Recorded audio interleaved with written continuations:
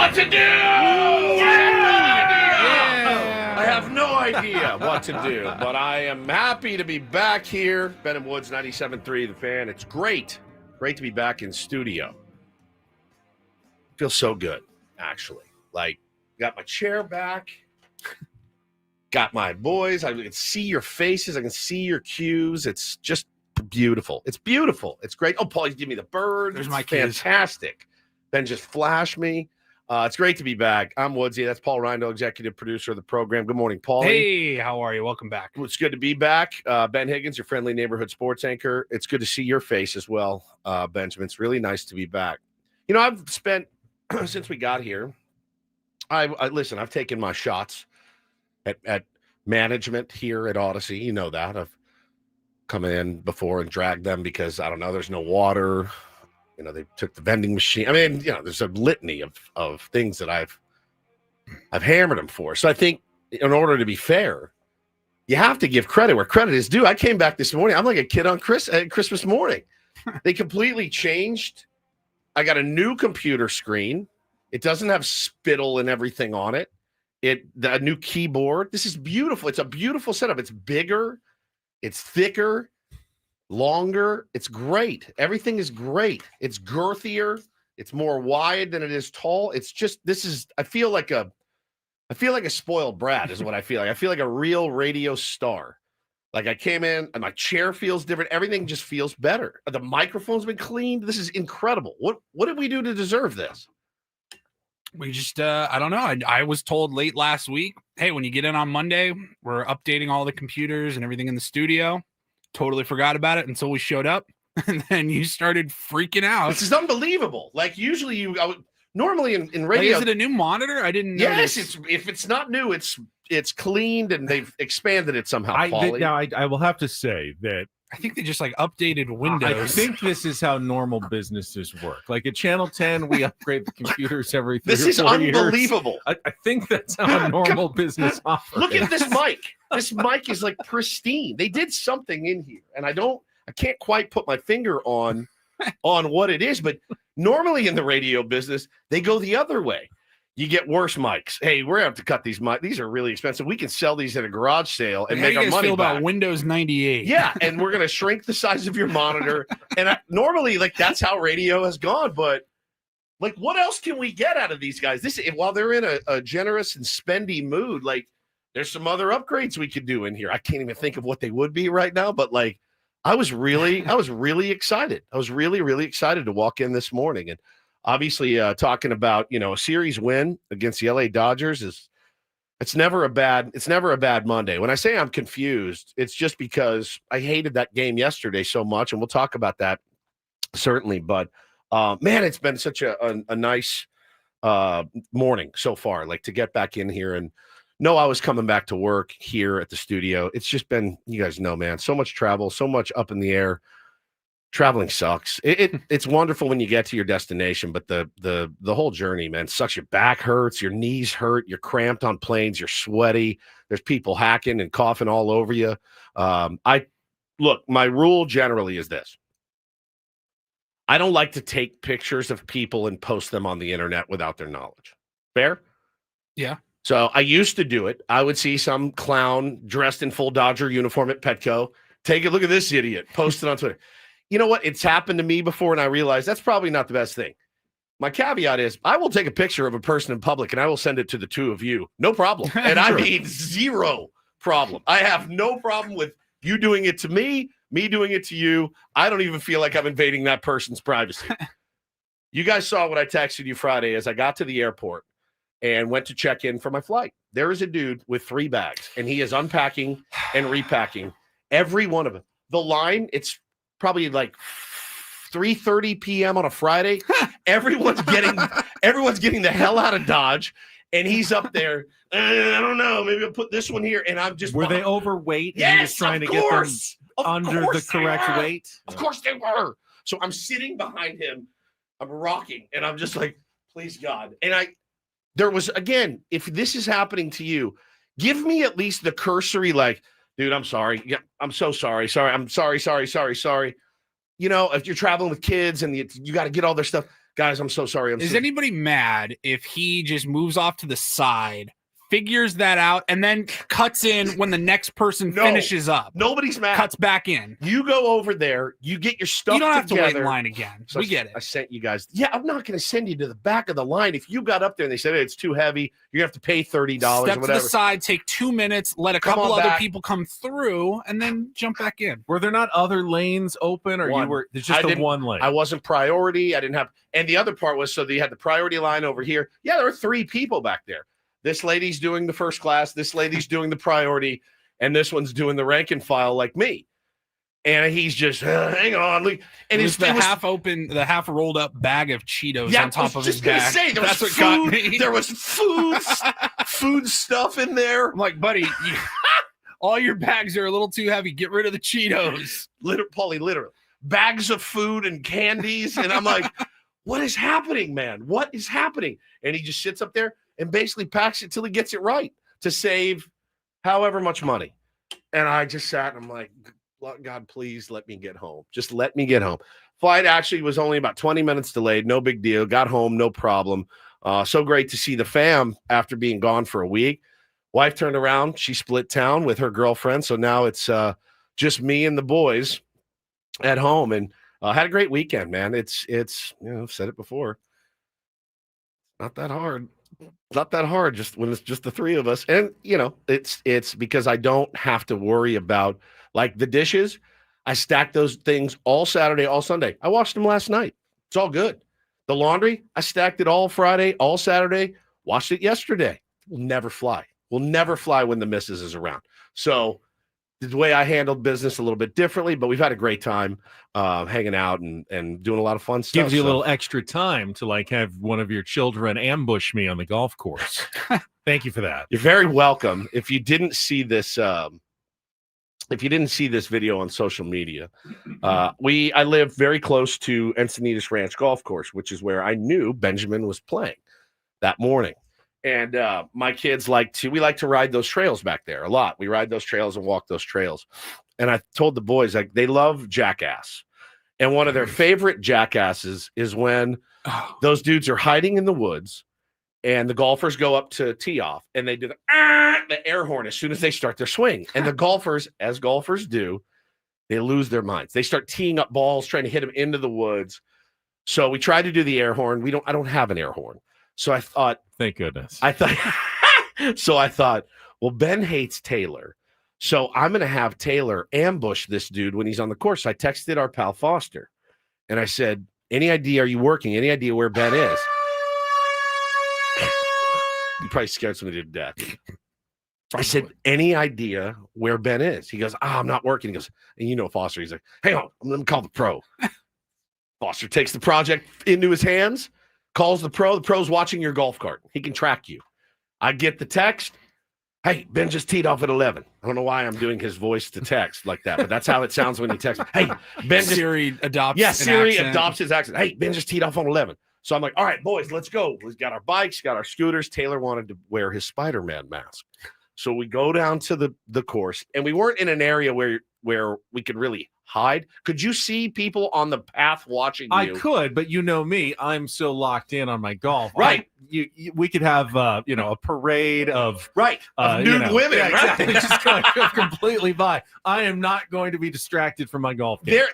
And I said it, there could be a penthouse photo shoot with naked women walking by, and here would be Ben on the tee box.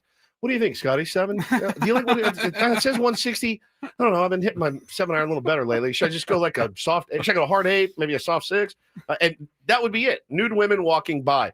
So we're standing outside the gate, and it's me, our buddy Cal, Bo's buddy Cal, Bo, and Taylor. And we're watching. I go, all right, there he is. You can see him. He's walking off the green. Okay, they're going to tee off on this hole here, hide behind this tree. And when my original plan was for him to steal your golf ball and run away like a crazy leprechaun. And then I go, I don't want to mess with this game. That would mess with your game. We could spot it where we thought, but I go, that'll kind of mess with this game. I've got, it's high stakes. I get $1 a hole riding on this thing. I hate to take a penalty because my ball disappeared on the green and we don't know why. A real Ryder Cup scenario for you guys out there. So I have Taylor. I lift him over the fence. He's in his little Spider-Man mask. He's in a Ben and Woods shirt.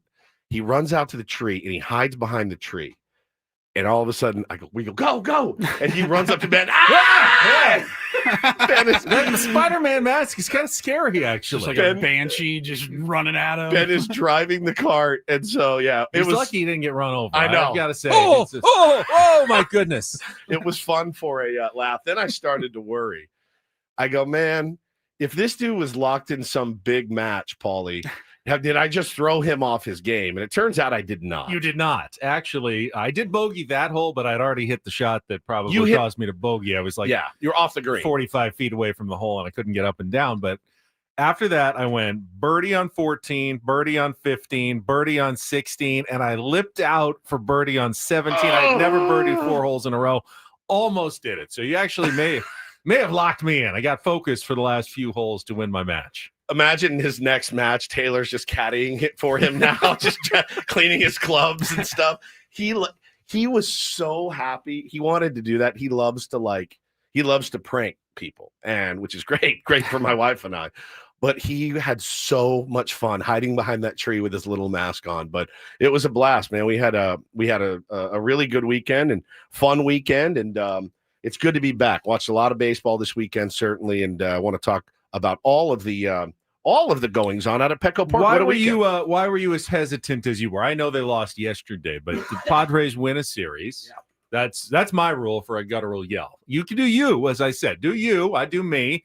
Padres won a series. That's all they need to do in my mind. If they win every series, I think they win the division. I do too, and I just think that yesterday obviously was a winnable game. It really was. When you look at it, it was a winnable game, and you lost it. You didn't get the sweep that you kind of needed, right? Because I know you have the same record as the Dodgers right now, but they do have the tiebreaker on you. And wouldn't that be the ultimate the ultimate San Diego Padres? We finished there, dead even, and they got us by by lieu of the tiebreaker. So I think man, I think I was pretty excited about it Friday and Saturday, and I'm very excited about it. But yesterday, kind of dropping that game and kind of soiling ourselves there at the end didn't make me very happy. But hey, man, at the end of the day, you take a series sweep against the Dodgers every single time.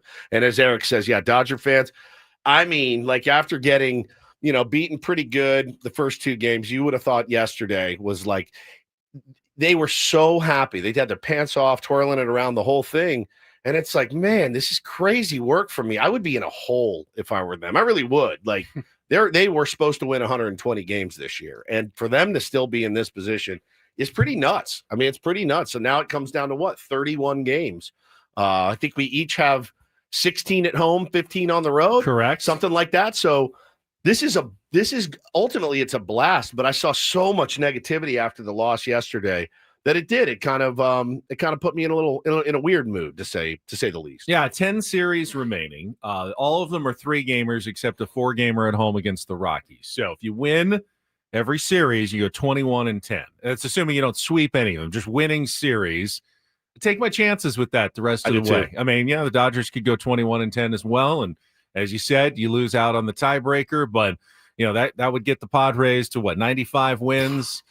Would be this, better than last season. I think would have all been very happy with that at the beginning of the year. Padres have the easiest schedule remaining, according to Fangraphs, of any Major League Baseball team. Dodgers isn't much harder. It's like the 5th easiest schedule remaining. So it's kind of similar, but I mean, you've put yourself where you wanted to be. And where Mike Schilt, honestly, after the game said, where I expected to be at this point. Sounded about right, is what he said in his post-game comments. Since you mentioned Fangraphs, if we're just going off of their numbers, they think the Padres have a 1-3 chance at the division. 33%. Seems a little low for a team that's tied with 1 month to go, but it does feel a little bit low. I would say, Dodgers had the tiebreaker. I would have said it was more like 55 to 60%, but that's they take a look at the rosters and the production and what they expect and give the Dodgers a little bit of an edge. It's fine. 1-3 is certainly not 1 in 100. Yeah. I don't know if he really he said, actually I did see it. He did say, he goes, yeah, about what I thought. Was it? I guess you have to say that, right? As the I mean, Yeah, I knew we were going to. Did you?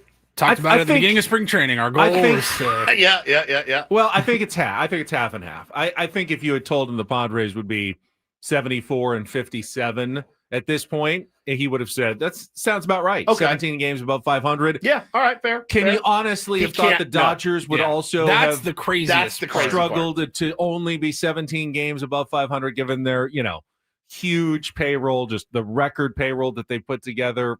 That seems a little more unlikely than the Padres. Yeah, I see him expecting the Padres to be a really solid team with a good record. Is it good enough for a team that everyone was predicting the Dodgers would win well over 100 games?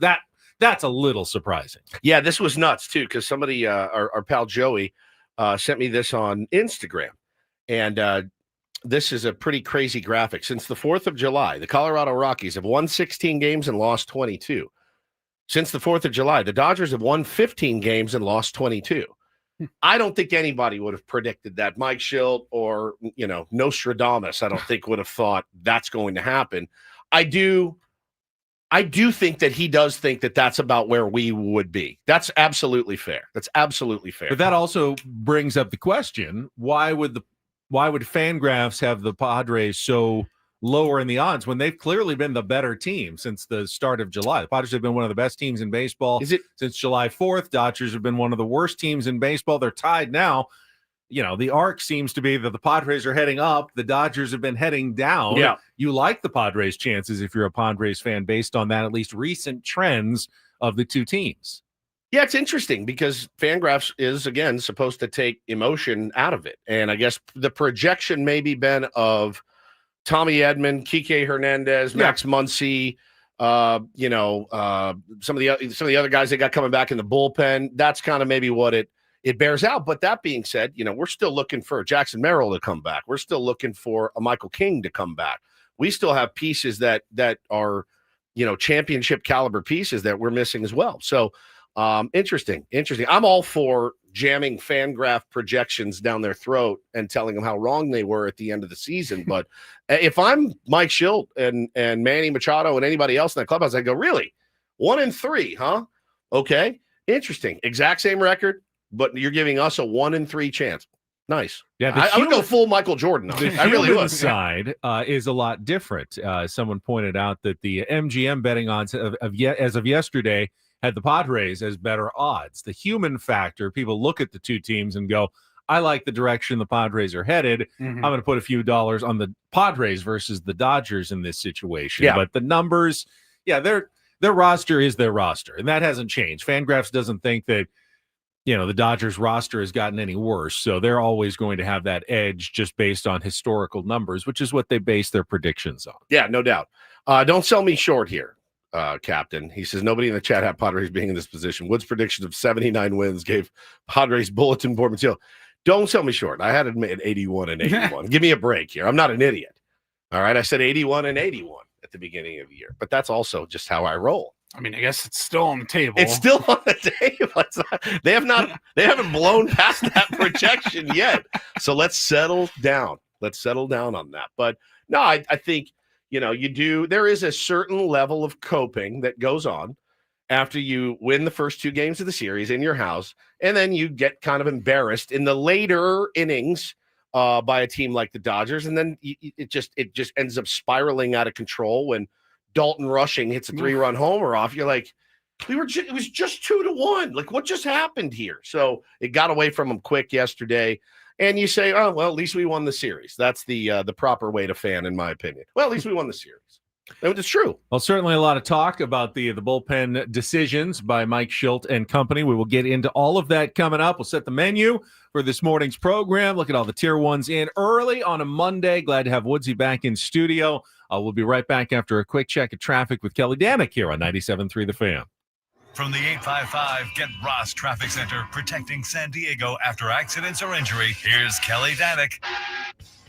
This game day traffic report is brought to you by Crystal Geyser, Alpine Spring Water. Good morning. Hope you had a great weekend. Off to a bit of a rough start southbound 5 near SeaWorld Drive. We are getting reports of an overturned crash over to the right shoulder. Tow truck is on scene assisting with that. That's south 5 at SeaWorld Drive. And some malfunctioning traffic signals causing a bit of a backup. Rail Drive off-ramp, westbound 54. What makes Crystal Geyser Alpine Spring Water different? They always bottle their Alpine Spring Water less than 1.5 miles from the spring source. And all of their bottles are made with 50% recycled plastic from their own recycling plants. Crystal Geyser, bottled at the spring source. I'm Kelly Danek with Ben and Woods, San Diego's #1 sports station, 97.3 The Fan. Yes, we will go over yesterday's loss in our Padres crap up, but I want to make sure we give plenty of time to the other two games of this series as well. 100%. Stress case on Friday night with the 2-1 win. Not quite as stressful on Saturday as the Padres took care of business with a 5-1 win over the Dodgers. But we'll go over the whole weekend series the Padres had to have, and you can kind of argue on Sunday a game the Dodgers kind of had to have, and leaves them, well, where we kind of all started this mess. All even with 31 games to go. We will wrap it up, go through all the highlights coming up in our next segment, really over the next 45 minutes or so. We will definitely be focused in on Padres baseball. And, of course, later in the show, we'll have our regular Monday guest, Craig Elsten from Padres Hot Tub. Also can talk about SDFC clinching a playoff spot, the first team in MLS to punch their ticket to the Audi MLS Cup playoffs coming up later this fall with 6 matches remaining. They are in. The question now, can they hold on to the #1 seed in the Western Conference? They actually did not score in their game on Saturday night against Portland. But they scored a bunch. Yeah, they none of them just counted. Taking them all off the board thanks to the old VAR. They scored all night. They scored all night. They scored a ton of goals. None of them. Imagine scoring runs and the guy's like, "Nah, never mind. No, it didn't happen." It's 3-0. You should have won that game going away 3-0. Yeah, no, the runner at second was leading off. He was leading off too far. He's out. We're nullifying that It'd rule. be like, that run on it's VAR. like tagging up. They're like, leaving early. Like, no. Imagine every run got called back. Yeah, 100%. It was crazy. So Craig will join us at 7:35. Dennis Lynn, our Lynn Signer from The Athletic, at 8:35 this morning as we'll go through some of the other injury-related news for the Padres. The comeback, Michael King had a simulated game yesterday. Jackson Merrill placed on the injured list. We can talk about all of that as well. Plus our regular features like Don't Do This, Take on Woods at 8:20. I actually had a dream last night. Work dream, which I don't have a ton of work dreams. But it was like a Tuesday, and all of a sudden I started doing real or fake instead of Take on Woods. Oh, my God. But I didn't have a real or fake Wow. category, so I was making it up as we went. You were making Like it a up. real or fake. It was something like Australian cities or something. And Paulie was like looking at me like, I don't know. Why didn't you send it to me? Why aren't we doing Take on Woods? So This is a Tuesday. You're saying like a city, and Paulie's looking at you like, I don't know. I've never- I've never heard of this. please either give me way. a cue. So you don't. Paulie doesn't know whether to hit the ding or the. This is literally what my work nightmares sound like. I'm not gonna lie. That's a pretty terrifying dream. It really is. I mean, that's a pretty terrifying dream. We had a caller on the line. He was confused too. Real. I don't know. And you're like, I don't know. I've heard of Sydney and Melbourne. Melbourne. Don't know why it's going with Australian cities. I like no it. idea. I like it. I like it a lot. But this will be a Take on Woods day on a Monday.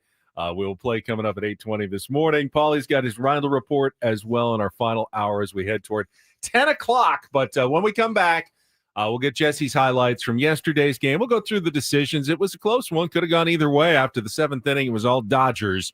That is coming up next with Ben and Woods on a Monday on San Diego's #1 sports station, 97.3 The Fan.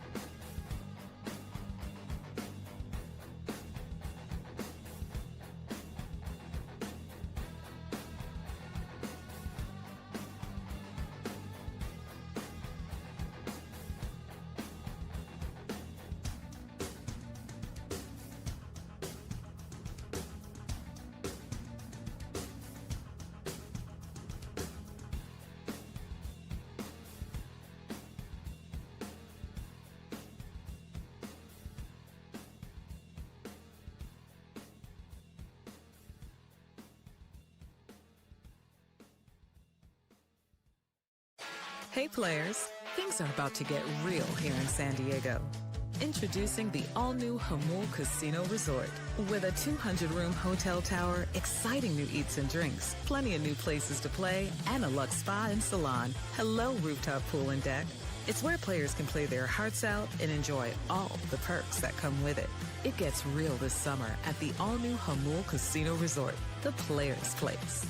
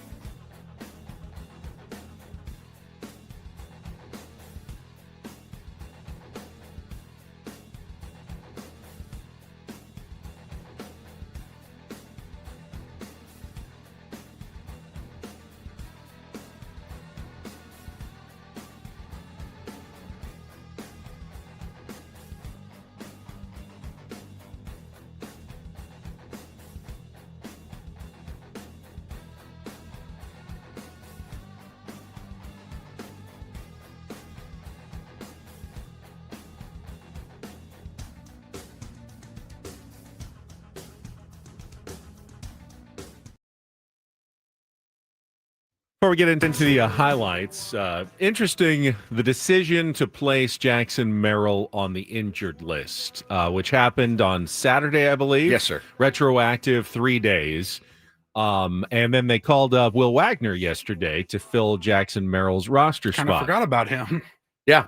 So acquired at the deadline. and he Yeah. did actually get into yesterday's Yep. game at the end. Almost beat one out. Yeah. Made his Padres debut, but I don't figure that Will Wagner's going to be seeing a lot of playing time while he's up. In fact, if the Padres didn't have to have a full 26-man roster, I mean, why wouldn't you want one? But he's probably not going to get any starts or anything. But the rationale that was given was more to take the pressure off Jackson Merrill trying to rush himself back rather than needing someone to fill that roster spot while Jackson is letting his ankle heal. And I thought that was interesting because you could have just let Jackson wait it out, and as soon as he's back, then he could come back whenever he wanted. Now he has to wait until August 30th against the Minnesota Twins when he'll be eligible to return, which may force him to stay out a few extra days than he really had to.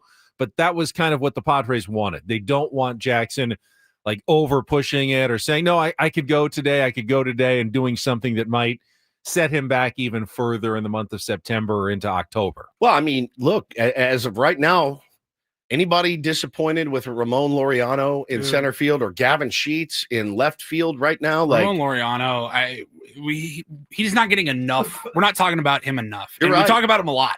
He was such a big pickup. And to know that you got him in your outfield for all of next year too, was like, come on. This guy has just been nothing but pure awesome every single time he's suited up. He's been great, and to be able to fill in right now. I mean, again, you don't go get him. You got Beej out there. You got Bryce Johnson out there manning center field until Jackson Merrill gets out. And hey, listen, you need to put Beej out there in left field or in center field for a defensive replacement. Move Laureano to left. Absolutely great. That's what a bench piece is for. But being able to just slot him over 100% for a start to have a huge. Gavin Sheets, the way he stepped up this weekend, spectacular. And now here's, again, if they keep doing what they're doing until what was the date you gave for Jackson Merrill? August 30th. What do you do? Who do you take out of the lineup? I mean, I know. Well, you don't have to. I mean, Sheets is hot. Laureano's hot. They're going to start. They're good. Looks like right. every day now. And Johnson will be there when someone. No. I mean, when Jackson comes back. When Jackson comes back, that's what I'm talking about. You'll have to start making some tough decisions again. Yeah. But I think that's one of the reasons why they decided to put Jackson on the injured list.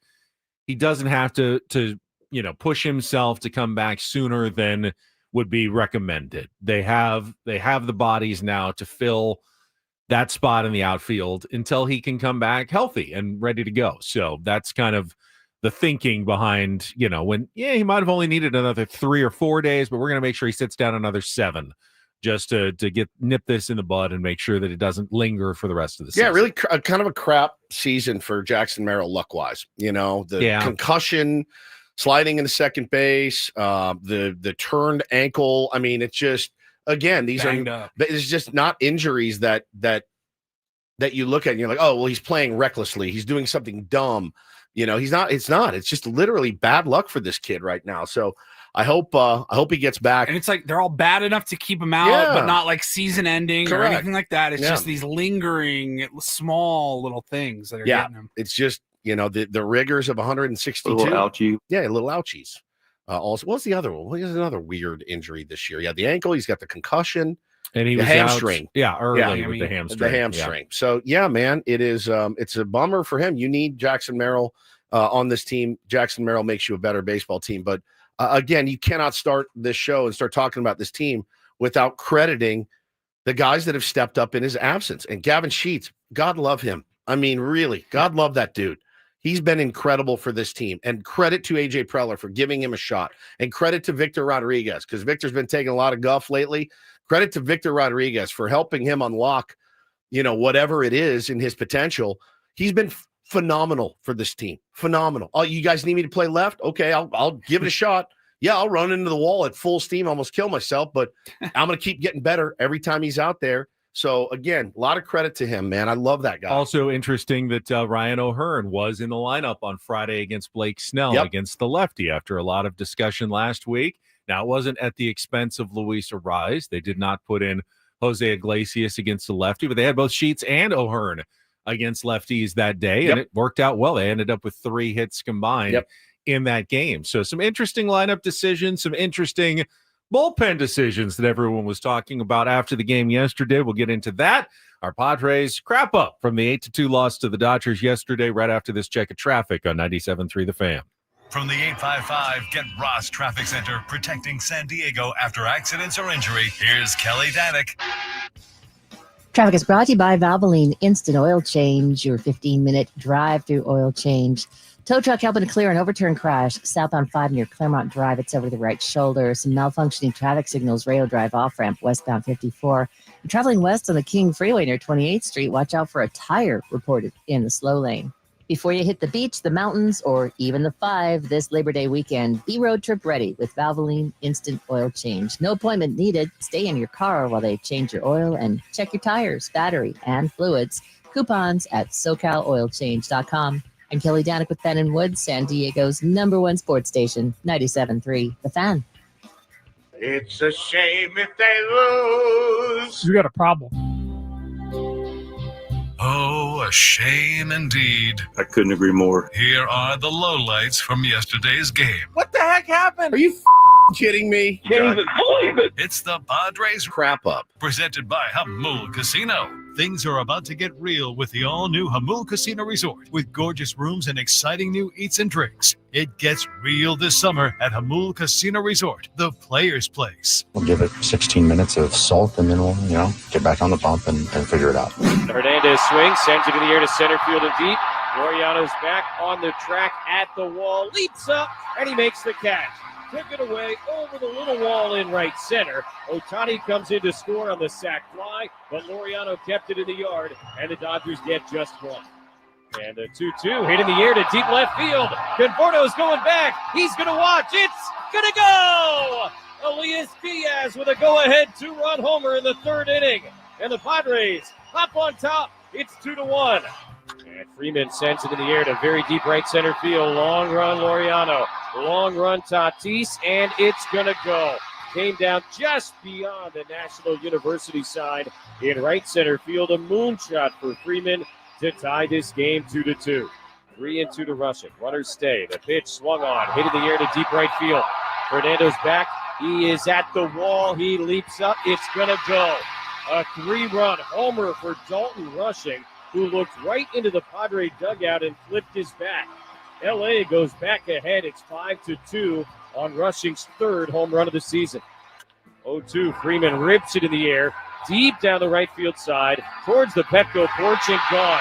Freddie Freeman with his 2nd home run in as many at-bats. This one may be something of a dagger, a 2-run shot, and the Dodgers lead 7-2. Matsui delivers, and Ohtani hits it in the air to very deep right center field. This time, Shohei will get the best of Matsui, a long home run. 4th of the afternoon for the Dodgers. Ohtani's first hit of the weekend. And a little bit of a cherry on top. It's 8-2. And he hits it in the air to straightaway right field. Andy Pages will jog in a few steps. He'll make the catch. And the Dodgers avoid the Bruins here this afternoon with an 8-2 win in the final game of the regular season between these two teams. I would say better than for the most part. I think we played excellent baseball. If you go 5-2 at home and win both series, I'd say you did a lot of things excellent. We're not perfect. Not perfect, but 2 out of 3, the series win for your San Diego Padres. Good starting pitching matchup yesterday. Nick Pivetta and Yoshinobu Yamamoto both essentially, made one mistake that left the yard. 2-run shot by Elias Diaz running into one. That was kind of a bonus. Who didn't? Boy, I thought that was going to be an early turnoff yesterday, the way that first inning started. First inning was like, oh, okay, I can go enjoy my Sunday with my kids. You guys want to go on a scooter ride? And then guess who? Ramon Laureano pulls that back. And you got a whole new ball game there, Ben. And then Pivetta locked in he did. until he gave up the solo home run to Freddie Freeman that tied the game. But just 2 hits allowed by Nick Pivetta. Struck out 7 in 6 innings. Yamamoto also went 6 innings. He's been, after they roughed him up in Korea, I think in the first 2 meetings against him, he's been really good against the Padres since then. Obviously, in the playoffs, had the start in Game 5 of the division series last year where he was good, and he's been good outside of that as well. Both guys sub-3 ERA. It was the pitching matchup we kind of expected, and then it was turned over to the bullpens where you're thinking the Padres at least have a slight advantage over the Los Angeles Dodgers as they go to the 7th inning. Now, you had 2 of your horsemen, or whatever we're calling them now, your fingers of your fist, completely rested that had not pitched on Saturday, and that was Mason Miller and Robert Suarez, who I would imagine were lined up for hopefully the 8th and the 9th inning if the Padres could have taken a lead in the 7th to lock down a win. So that left Mike Schilt with the decision as to who to go to in the 7th inning. Adrian Morejon had pitched an inning and a third on Saturday. Probably could have gone if you needed him at some point. In fact, he was warming up in the bullpen yesterday if they needed him. Or you could have gone with a very rested David Morgan, the rookie, put him in a very high leverage, very big situation against a Los Angeles Dodgers team. Instead, though, he went with Jeremiah Estrada, who has been, and I want to make sure this is very clear, has been one of the best relievers in baseball this season against every team other than the Dodgers. Against 29 other teams. In fact, I looked up the numbers. 28. His ERA against everybody other than the Dodgers is 1.36. That would make him of qualified relievers behind only Aroldis Chapman. He has been that nasty this year. Jeremiah Estrada hasn't just been good. He's been phenomenal. One of the best relievers in baseball, except when the word Dodgers is across, or Los Angeles is across the front of the jersey. In fact, he gave up 2 of his other runs against the Angels. Yeah, outside of the 2 LA teams, if it doesn't say Los Angeles on the jersey, he has a 1 ERA. He's better than Aroldis Chapman. He's better than every other reliever in baseball, as long as the words Los Angeles do not appear anywhere on the other team's jersey. But when they do, he's been terrible. What do those numbers look like? 13 and 16 ERA over this season for those 2 teams. Just has not fared well. A lot of it was Teoscar Hernandez got him a couple of times. Then he got him on Friday, of course, and then gave up the home run to Alex Freeland in that game because he had Los Angeles on his chest. But Mike Shildt went with Jeremiah Estrada again, gave up a ground ball single, gave up a very tough walk on a pitch that did light up on the zone on battling at bat, which made it first and second. Got the first out on a fly ball after getting ahead 0-2 of Rojas, I believe.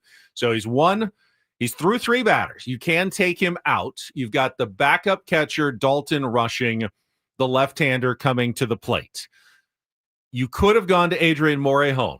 As Mike Shildt said, and Dave Roberts confirmed, had he done that, Will Smith would have come in, a much better hitter, pinch hitting against Morejon in that situation. So Mike Shildt decided, let's leave Jeremiah Estrada, who's been phenomenal this season against, again, everyone but the Dodgers, to face Dalton Rushing, who has never faced Jeremiah Estrada in his life. First at bat ever seeing that guy. Usually the advantage in that situation goes to the elite reliever over the hitter who's facing him for the first time.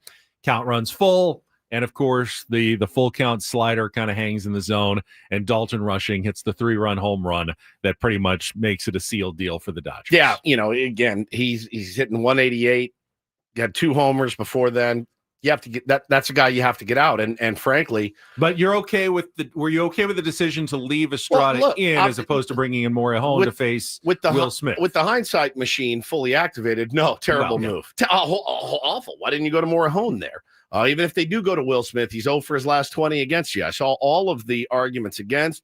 It's easy for us to say, but no, I think whatever it is, Ben, with Estrada and the Dodgers, it's not a one-time thing. It's not, he had 1 bad outing against him. 6 innings. It's still a small 6 outings. It's a small sample size, but it's not a 0. It's not a nothing. Correct. It's not a nothing. So again, Adrian Morejon, one of the best in the business. I trust him to get Will Smith out. I do. And I trust Adrian Morejon to get anybody out. I no question. That one's easier for me to tip my cap to Will Smith. Sure, if he gets me, because I feel like I made the right move there because I got Shohei coming up as well, who's a lefty. I feel like I'm all right there. I don't know what the reasoning was, other than I don't run the team, but David Morgan could have started that inning. The nibbling to Michael, you cannot walk. Didn't he walk Conforto? Yeah, you cannot walk Michael Conforto. You can't. If he gets you, he gets you. But this 3-2, 3-2, 3-2 to the first 3 batters you face, at that point, man, and I know he missed the umpire missed the strikeout call on that, but still, you got to make better pitches. You do. I don't know. It did feel, and I say it about Dave Roberts all the time, it did feel like a little bit of a moment chase for Mike Shildt, right? Let's build this cat's confidence. Let him know he can get these guys out. And I think, there were better options down there. You flush it, you move on. Is David Morgan a better option? Yeah. Then again, remember, Estrada's been. Do you believe there's something psychologically faulty about Jeremiah Estrada against the Dodgers? Because otherwise, I think Estrada's a better pitcher than Morgan. He's more established. He's done it for longer. I do think this is that when they see Jeremiah Estrada warming, based on recent success, they start licking their chops a little bit. The whole squad, they go, we got this guy. We see him well for whatever reason, and he's not been effective against us. So it kind of lets you back in the game. Yeah, I think psychologically it's more a benefit to the Dodgers than it is a detriment Correct. to Estrada. Correct. And if you go with David Morgan there, okay, let's play it again. So let's say he goes to David Morgan. Same result happens. Are we in here this morning going, why wouldn't you go to Jeremiah Estrada? The answer is no. No, because based on Past past due, then Schilt goes, well, look at his numbers, right? So I really think maybe in that spot, Morgan hadn't pitched in a couple days. He's fresh. They haven't seen him. Like that's not super it is easy. True. You had an easy excuse to say, well, Jeremiah pitched the day before and Morgan was fresh. Yeah. So I went with Morgan in that situation. Doesn't mean I won't go with Jeremiah in the future, but you could have gone with David Morgan. After the game, Mike Schilt was asked about it by San Diego Union Tribune Padres beat writer Kevin Acee, and the exchange got somewhat tense. I'm shocked. In the post-game news conference, here's what it sounded like after the game, asking about Jeremiah Estrada there in the seventh. Jeremiah has obviously been incredible this year. Struggled a bit against the Dodgers. Wondering if there was any thought to not using him in that lane there, or why you did. Was he eating? I'll start with the first part. Jeremiah's been outstanding all day. He was in a lane that, quite frankly, he's been great for us. People can run from people. I personally don't. It's easy to. I don't know what that question led to, but all I can tell you is it was a lane that he has had success with that lane, starting at Padres. We felt good about all of it. He gave up a ground ball single. The walk to Conforto obviously was important. Got Rojas. Didn't go to Morihone because that brings in Will Smith. The idea that you have a pitcher who has given up, last night gave up a homer. Dodgers seem to be giving him some trouble. Doesn't matter. That the lane is what I'm not saying matters. it doesn't matter. All I'm telling you is, do you want me to answer the question or you want Sorry, I meant that it was a question. Like that doesn't matter. I was trying to get to the bottom of. It's simply about you trust Jeremiah in that lane. I just explained the answer and you just repeated the question again. I'm not sure what to say. I trusted him in the lane. Okay. I don't know what to tell you, man. I don't know what you keep wanting me to explain to you. I mean, he's had success against Padres. Conforto don't have any numbers on him. It's a different lane than other guys he's faced. He's been outstanding, as good as almost anybody in the league. He gave up a ground ball single, a walk to Conforto. He got Rojas. We preferred to have him in on rushing versus Morihone on Smith potentially. And he hit a homer. I don't know, if we're going to explore every time an inning doesn't work out, man, that's going to be tough because we're not perfect. He's not perfect, so I don't know what more to explain. Mama, see that. Boy. Next time I interview Schilt, you ready? Here's the All right, yep. So you did a pretty good job in that series, but I was just curious as to why you went with Mike Miller though in the seventh. No, it's not a television or radio interview. It's a news conference that is essentially designed for writers. He doesn't have to sound necessarily good during that interview. Yeah? I like that you think that. But you also might want to know it is usually televised, after every game. No, I figure why not?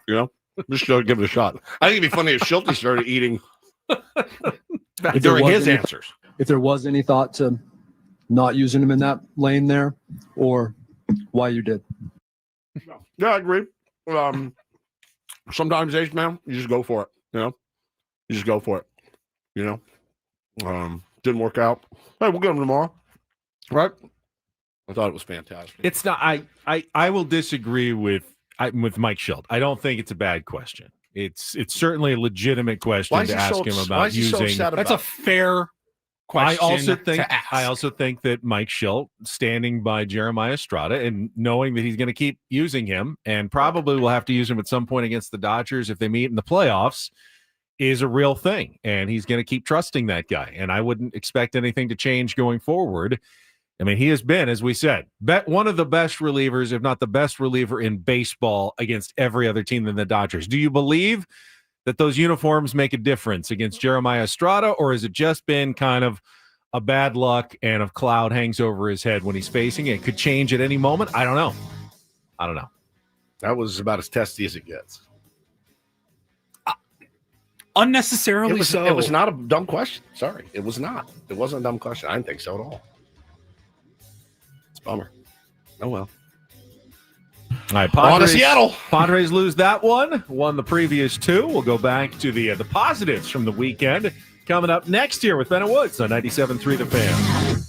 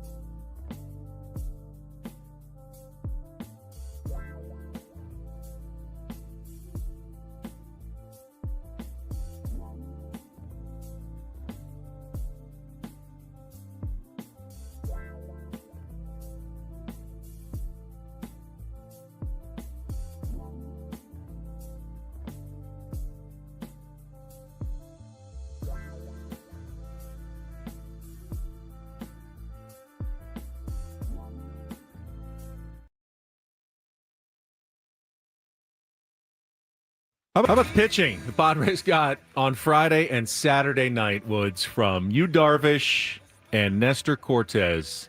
Just unbelievable. Both one-hitting the Dodgers for 6 innings as the Padres took the first 2 games of that series. Darvish, to me, has been a bit of an enigma here so far in his return. 100%. Like one day he goes out there and you're like, oh my God, he's a magician. And then, the next day he gets pounded. 2 or 3 starts where you feel like he's vintage Yu Darvish and could be your number 1 starter in the postseason. No question. And there's been 2 or 3 starts where you go, not sure if we can pitch Yu Darvish in the playoffs at all. How do you plan for How that? do you plan? I mean, you can't say that about, and again, working back through injury, working back through a lot of time off, getting the feel and all that's important. But we've said this for like 3 weeks in a row. The next start is the one that you look at and go, okay, like build off what you did against the LA Dodgers and let's see a couple of really nice starts in a row. 5 innings is perfect for you. You can give a 6. That's beautiful. He was brilliant. He was outstanding. This stat blew my mind. Tweeted out on Saturday, Yu Darvish and Nestor Cortez both pitched 6 innings of 1-hit ball against the Dodgers. It's the first time opposing starters have pitched 6 or more innings with 1 or no hits allowed against the Dodgers in back-to-back games, at least since the team moved to Los Angeles in 1958. I saw that's one, outstanding. They showed one on the TV yesterday. It was like whatever it was, similar to that. It was since 1906. That's unreal. They're the Brooklyn Superbas back then. It was like back-to-back outings with 1 hit and 1 earned run or something like that.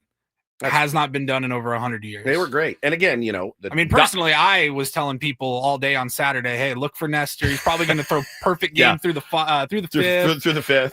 Maybe slip up just a little bit in the 6th, but he's going to be nasty tonight. I was all over that one. It's incredible.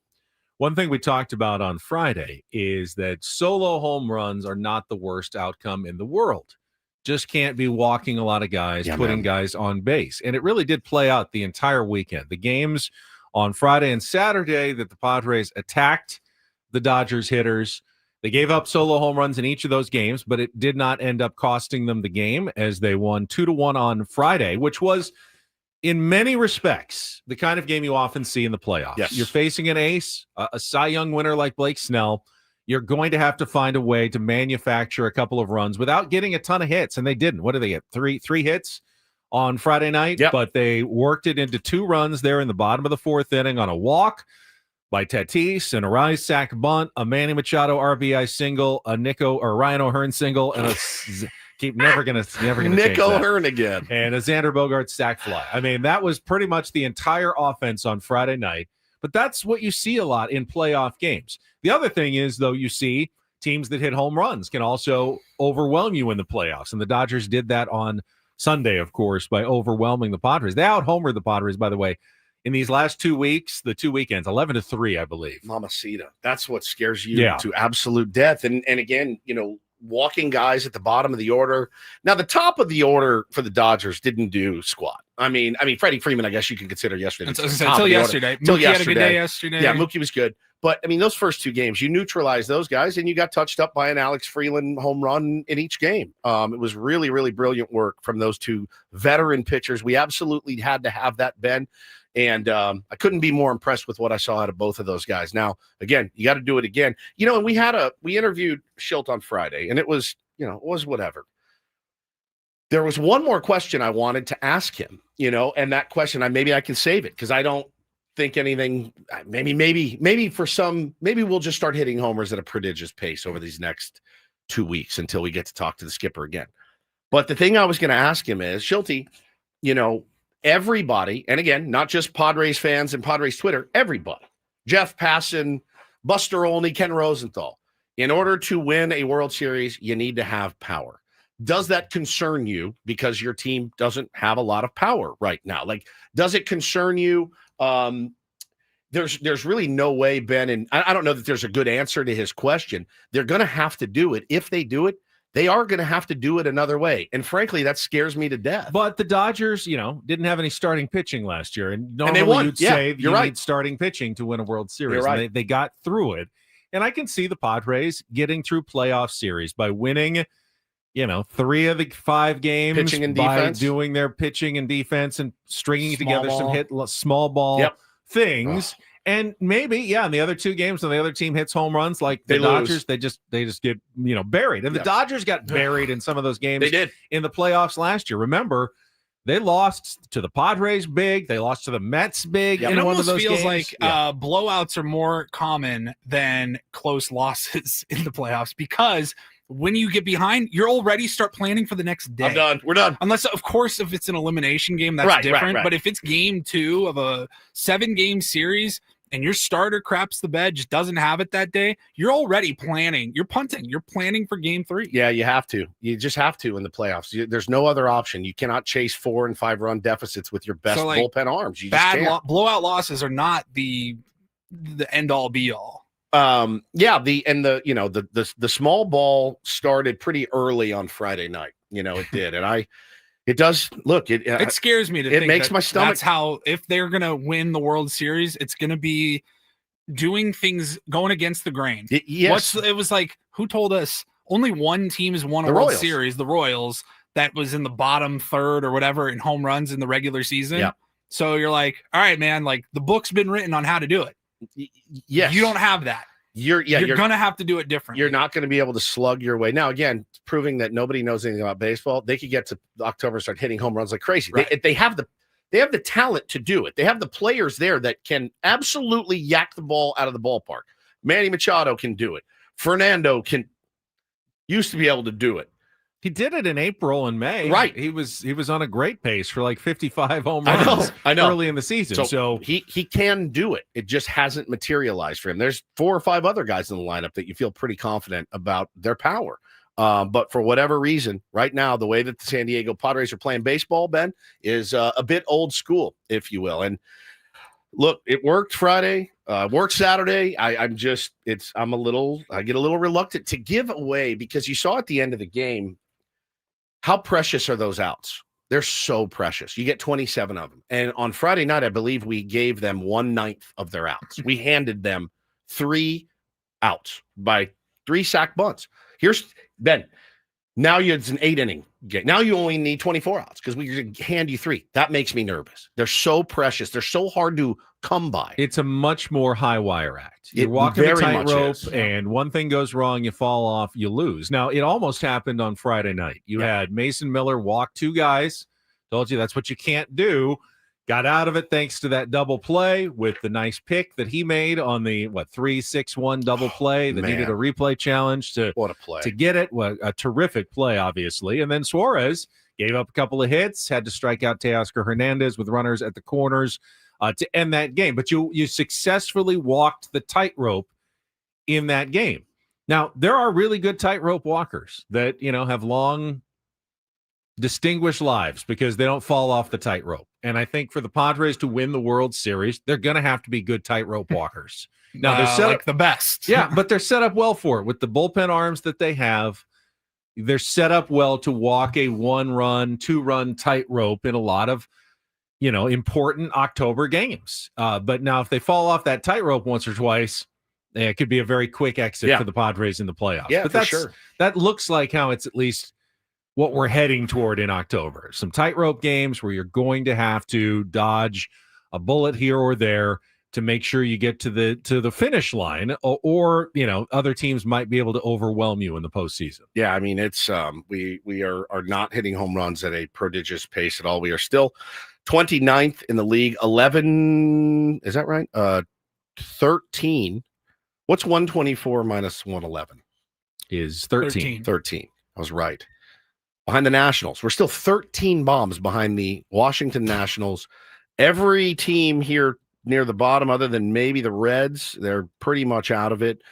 So yeah, you're gonna, even the Milwaukee Brewers, who everyone says, oh, they're like the Padres. Well, they're the 19th best team. That So would be great. If it Padres would could be somewhere in fantastic. the top 20, that would be fantastic. You need to start hitting home runs. You need every other team to stop hitting home runs at the bottom if you want to advance there. But again, they're going to have to find another way to do it. I think the quicker we all resign ourselves to that fact, the better and easier our lives will be. If they win a World Series this year, it's going to be bucking convention. But it is hard to predict anything. It Because is. when we started these 6 games, we said the Dodgers clearly have the starting pitching advantage.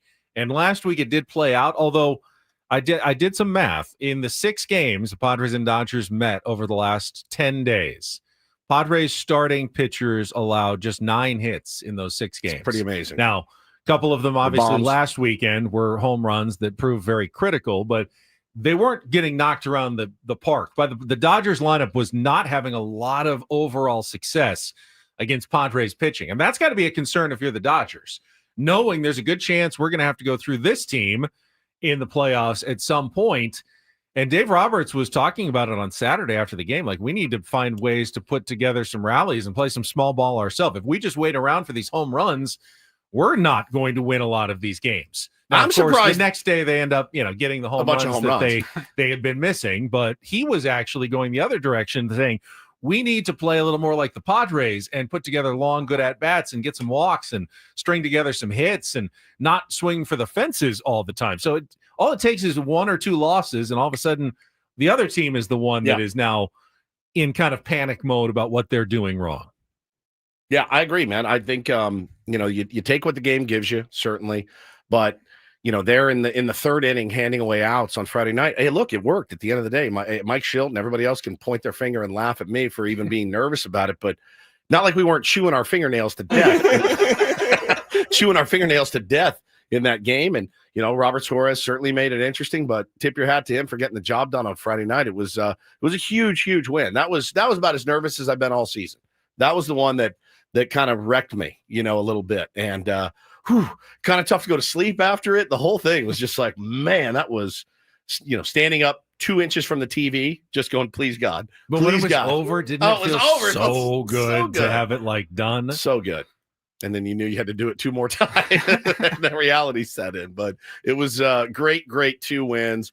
And yesterday, man, again, I think it was a winnable game. It definitely was a winnable game. Things went haywire when Jeremiah Estrada came in. But I don't know the logic behind it. Mike didn't really want to explain the logic behind it other than he's been good in that lane. No, I think I get the logic behind it. He trusts Jeremiah Estrada. Fair. And he doesn't think that He doesn't want to say he liked the batters that he was facing. He was happy with the batters he was facing. Yeah. It wasn't the top of the order. It wasn't Mookie. Yeah. It wasn't Teoscar. It was the bottom of the order. He felt happy about that. Now, will he reevaluate going forward now that it's happened one more time?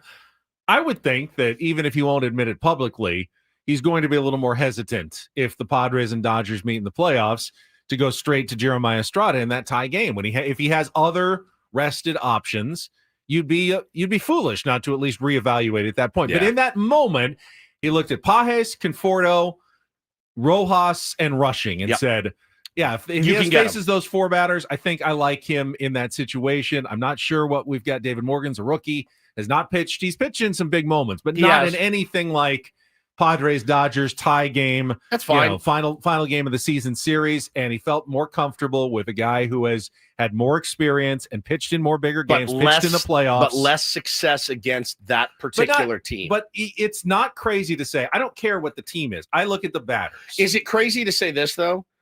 If you get to October and you run up against this team again, I don't want to see Jeremiah. Now that the entire lineup has essentially had success against him, I think you reevaluate it. Okay. If he had brought him in against Betts, Smith, Hernandez, I go, oh man, they've had a track record against Jeremiah. You can say if you want whether or not you want Estrada in there, but I think he'll definitely be in there. Oh, I don't know. I mean, like the old Lou Brown. It's like the Lou Lou Brown bit of like, I got a hunch it's going to work out this time against Clue Haywood. What have you seen out of the way Mike Schilt manages to make you think he's going to make that change? Well, and again, playoffs are a different animal. Playoffs are a completely different animal. Like, you want to talk about, and we'll see. We'll actually see. But I think when it comes to pitching in the playoffs, maybe not the lineup, because he didn't jigger his lineup really much in the playoffs last year, if I'm not mistaken. No, and things weren't screamed about it that entire week in the NLDS, and so, it didn't happen. But I think in pitching, it's, hey man, it's weird. It's like no hurt feelings. Like, we're gonna go to the guy that we think is best suited to get outs here, and I can't imagine throwing him out there in a huge spot, but maybe he will. Maybe he'll be successful. I'll tell you one thing. I don't know what to tell you, man. I don't know what you keep wanting me to explain to you. Mike Schultz has been a very good manager for the San Diego Padres. And they play Not hard. just good, They play very good. hard for him. They do. He has a philosophy of sticking behind his players that has served him very well. But I will also say this, and I know you agree with me. Mike Schultz wants to also be personally successful. Correct. As manager of the San Diego Padres. He wants to stick it to the Cardinals for letting him go. Stick it to He us. wants to win a World Series. AC. He wants to be successful. Yeah. And when push comes to shove, and it's the playoffs, and it's a 2-1 game, and he has the choice between relievers, and they're facing the Dodgers, and it's kind of the 4, 5, 6 hitters, and he can go with Estrada or he can go with Miller. He's not going to spite everybody and say, hey, you know what? I'm going to go with Estrada just to piss you off. He's going to go, I'm going to go. I want to win this. I want to be successful. And I don't know if it's true or not, but I've seen it enough. He's going to make the decision that gives him the best chance to win the game in the playoffs. And again, man, I get it. As Padres fans, we are massively spoiled with this bullpen and what they've given us this year. I mean, when you look around other teams, they've run through multiple closers, multiple setup men. I mean, and they have been, our guys have been pretty much nails outside of a couple of blips that every bullpen has. They have been outstanding and super reliable. Let's talk about the moment quickly on Saturday night when the Padres were up 3-1 or 3-0, and Nestor Cortez was nearing the end, and they had, who was it? They had Morejon ready for Shohei Ohtani, and Nestor Cortez waved off Mike Schultz. He gave him the no. I'm facing this last batter, and Mike Schultz said, okay. Yeah, I loved it. Back down in the dugout. I love it. Let him. He was on the top step. Let him get Ohtani out. You don't think that's going to pay dividends going forward for Mike Schultz? He took a chance there, though. I mean, they couldn't have tied the game, but they could have made it a 3-2 game. But he took a chance there on his guy, and I think it paid off. He took a chance on Jeremiah Estrada. That could have paid off big. If Jeremiah Estrada blows him away in that inning and they go on and win the game, could have paid off big going forward psychologically for Jeremiah Estrada. It didn't work out. I think he's going to reevaluate and perhaps make a different choice going forward. But he won't say that to us now. No. And he shouldn't. He couldn't say, now I can't trust Jeremiah Estrada against the Dodgers. He'll never say that. No, nor should he God, say that. no. You don't want him. He'll just that. back him. You don't want him to say that. But I think he learned something yesterday, and it will affect his decisions going forward in a similar situation. Agree. All right, let's take a timeout. We'll come back. Don't Do This is coming up next. We have one of the craziest post-game interviews I think that has ever happened in Major League Baseball. We'll get to that coming up. Plus, college football family members. Well, and college football back with a vengeance in the parking lot. Week 0 already with some craziness. Oh, God. Don't tell me these games don't matter. Coming up next with Ben Woods on 97.3 The Fan.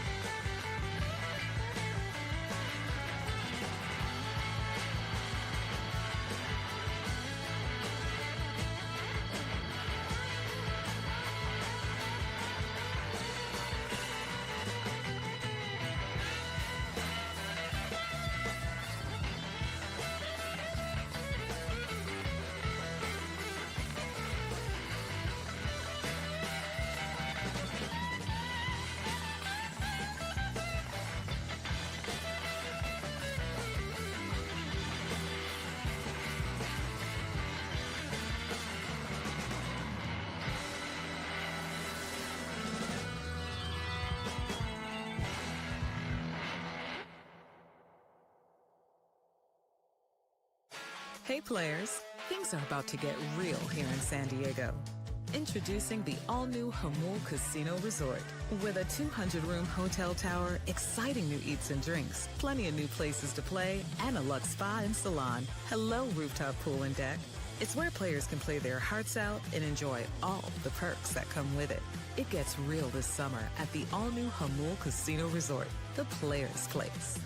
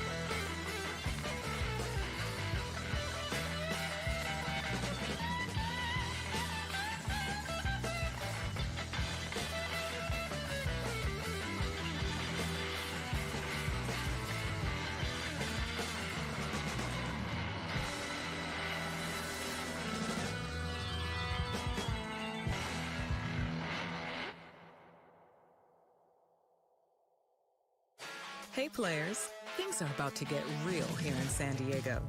Introducing the all-new Hamul Casino Resort. With a 200-room hotel tower, exciting new eats and drinks, plenty of new places to play. Don't Do This is brought to you by Trust and Will. Don't. Leave your entire estate, house, kids, and life savings up to chance if and when you die. Do. Set up a Trust or Will online at trustandwill.com. Yes. It's a lot more affordable than you think. Visit trustandwill.com for more info. We're going to go at a little rapid pace here because we got Craig Elsten joining us at the bottom of the hour. And we will start in the world of college football, which is back.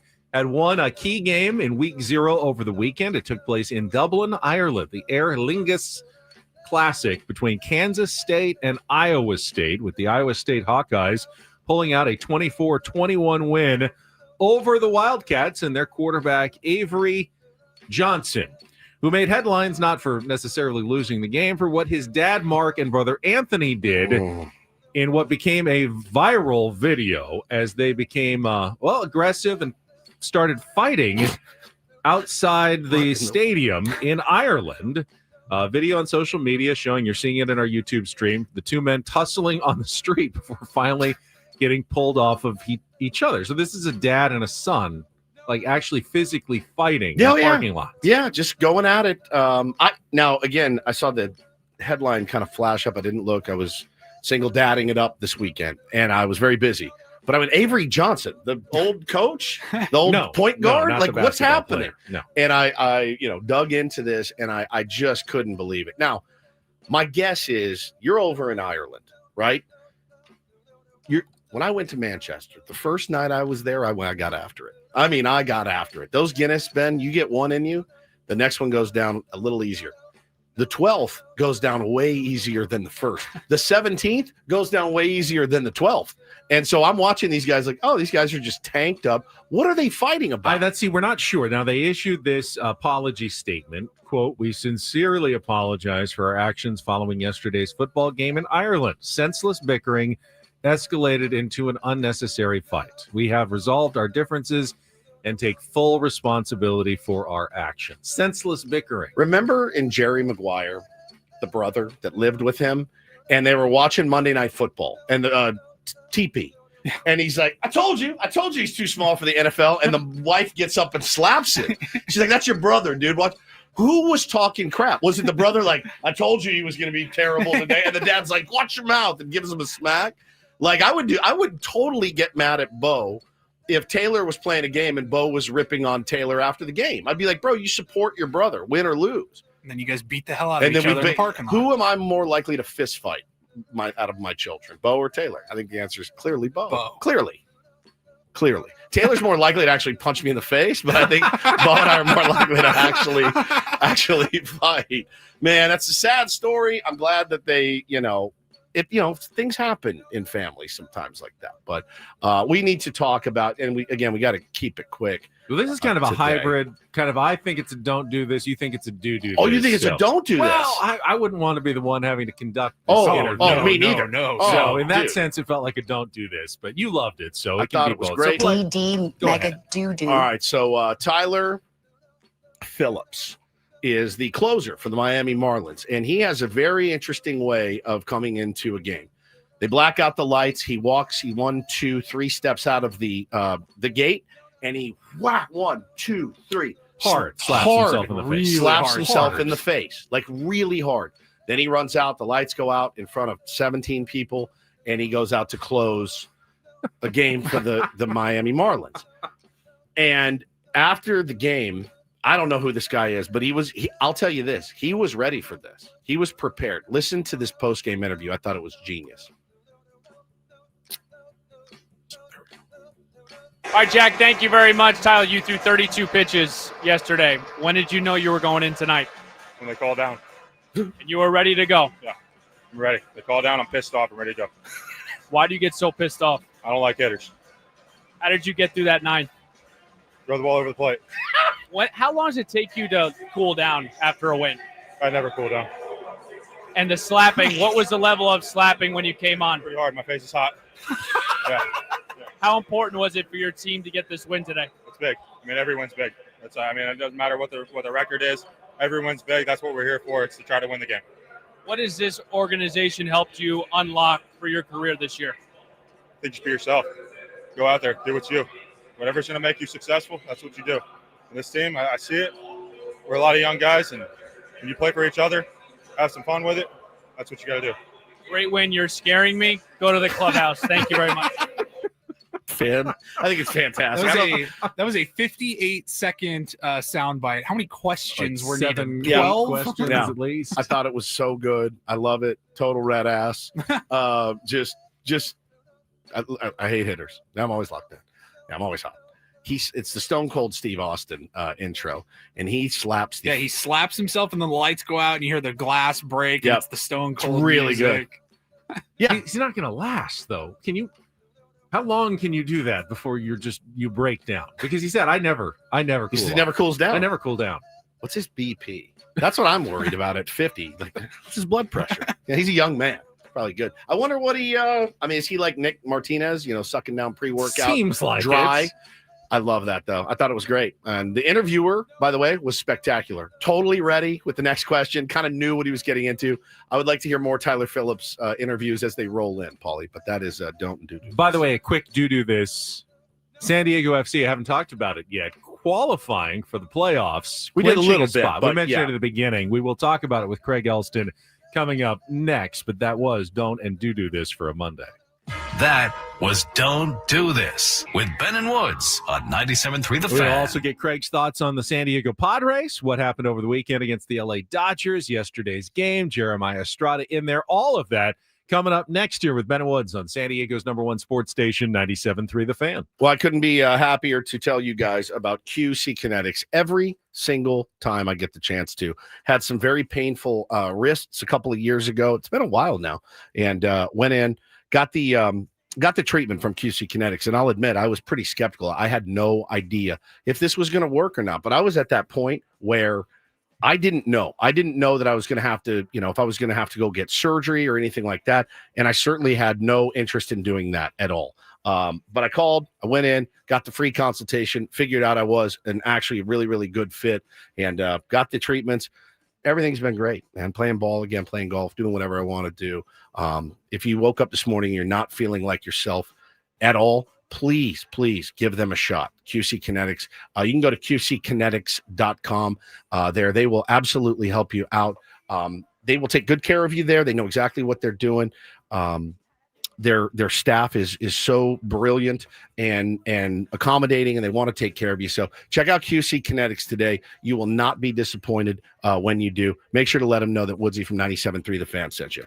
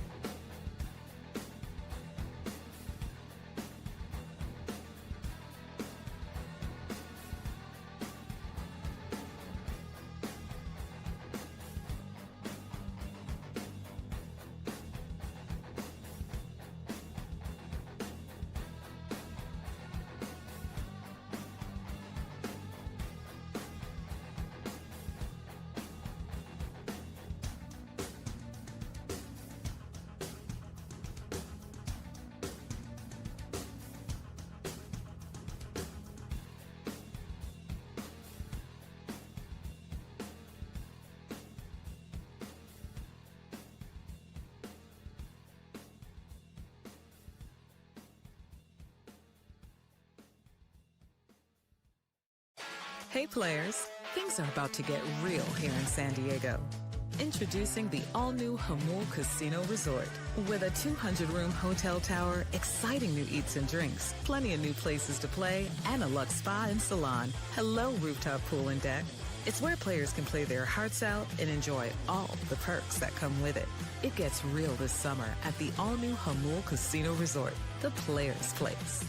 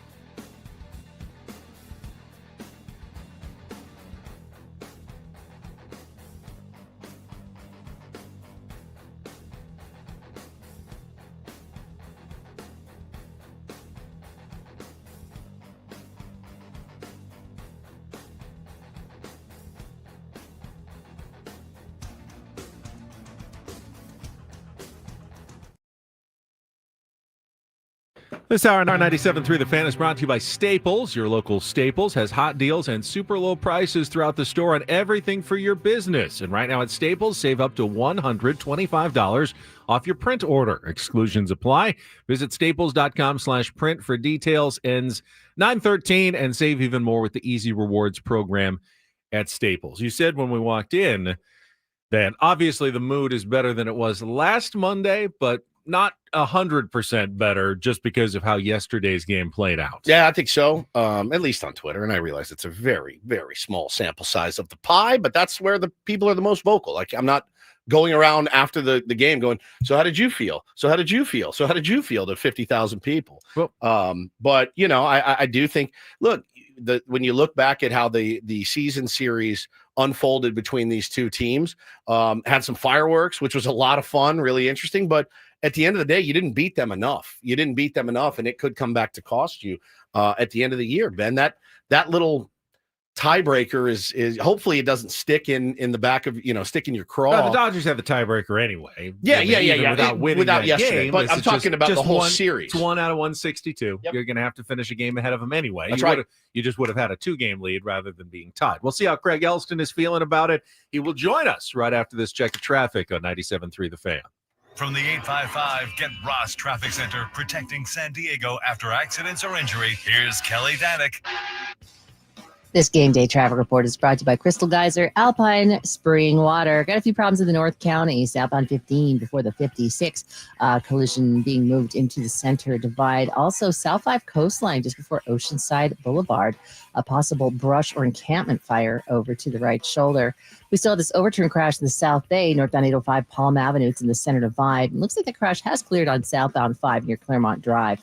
What makes Crystal Geyser Alpine Spring Water different? They always bottle their Alpine Spring Water less than 1.5 miles from the spring source. And all of their bottles are made with 50% recycled plastic from their own recycling plants. Crystal Geyser, bottled at the spring source. I'm Kelly Danick with Ben & Woods, San Diego's #1 sports station, 97.3 The Fan.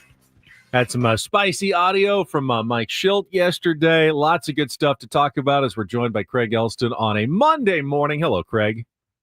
Good morning, fellas. I got to say this segment's taken root. I went golfing last week and just got randomly paired with this guy who recognized me on first tee. He's like, Craig Elsten, 97.3, and I was like, well, you're like more or less formerly, yeah. But on Mondays, still current Monday. Literally, Woods. He goes right. He jumps right back and he goes, Mondays on Ben and Woods. There you go.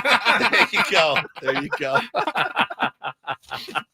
I love it, man. Well, all right. So let's start with SDFC, right? My neighbor Mark across the street was like, yeah, he goes, I went to the game last night. He goes, I go, well, how'd you enjoy it? I go, listen, clinch, that's pretty cool to be there. He goes, honestly, it was excruciating because we should have won that game 3-0. There were goals called back. I think the team played really, really well, Craig. And again, it's the result that you needed. And I just don't think you can say enough good things about what these guys have done in their first season. It's incredible. Honestly, it's incredible. They're setting every record for an expansion team in the regular season. They're going to break every record. They're going to break the wins record unless they have a complete collapse. And they very well may win the West. And they very well may go to MLS Cup. Like, it's all coming together. And the person that I really, really want to highlight here is head coach Mikey Vadas. Oh, yeah. And honestly, I wish he could coach all my teams. I wish he could coach every single one of my teams, because this guy combines honesty, compassion, humility. He is grounded, and he motivates that club. And I don't know if you guys saw the clip of him addressing the team in the locker room. I did. After the match. It's outstanding. And so good. And, and he's doing it bilingually as well. And he said, okay, we've qualified for the playoffs. We've done something no one has done. Now what? Y ahora qué? Y ahora qué? He repeated it. Now what? What are we going to do now? Now we're going to take the next step toward our goals. And that goal is to win it all. Incredible stuff. Great atmosphere Saturday night. And they deserved to win, quite possibly, but getting a result and getting a point out of that match was what mattered the most. Is there any concern? Because I was just looking back, and while they've played incredibly well on the road, there has only been one home win. In fact, if you combine the Wave and SDFC together, they've won one home match since May. They've had a couple of draws in there, but neither team has played well at Snapdragon Stadium this year, Craig. And ultimately, if you're going to have home field advantage in the playoffs, you're going to have to win some games at home. They can't all be away from your home field like SDFC has been doing. I mean, it's true. It's true. And listen, last night's Wave match was super frustrating because it was very similar to the Portland match the night before, except you lose. Really controlled possession, had the lion's share of chances, really could get it going, and just couldn't find the creative moment in the final third to finish. And it's been a frustrating thing for Wave. That's kind of been the issue for SDFC as well. But once again, they didn't have Ingvartsen, who went right back on the injured list after showing up for 20 minutes and contributing 2 goals. I still think there's an even higher level for this club. The late transfer from San Jose, I think he's going to get some work in as time goes on as a late sub offensively. There's still a higher offensive ceiling for SDFC, but I'm not too worried about that. If you're playing well away, eventually you'll play well home too. Well, let's make our transition, Craig, over to a team that plays really, really well at home. That's the San Diego Padres, man. 43-22. Pretty outstanding season at home. Home field advantage is a real thing. So important for us to get as many home games in the playoffs as we can. Your thoughts on the series against the Dodgers?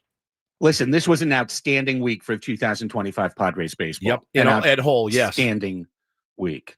Yeah, you gained 2 games on the division in 1 week. And if you do that again a couple of times, it's going to be smooth sailing all the way to the division title. So overall, it was a great week.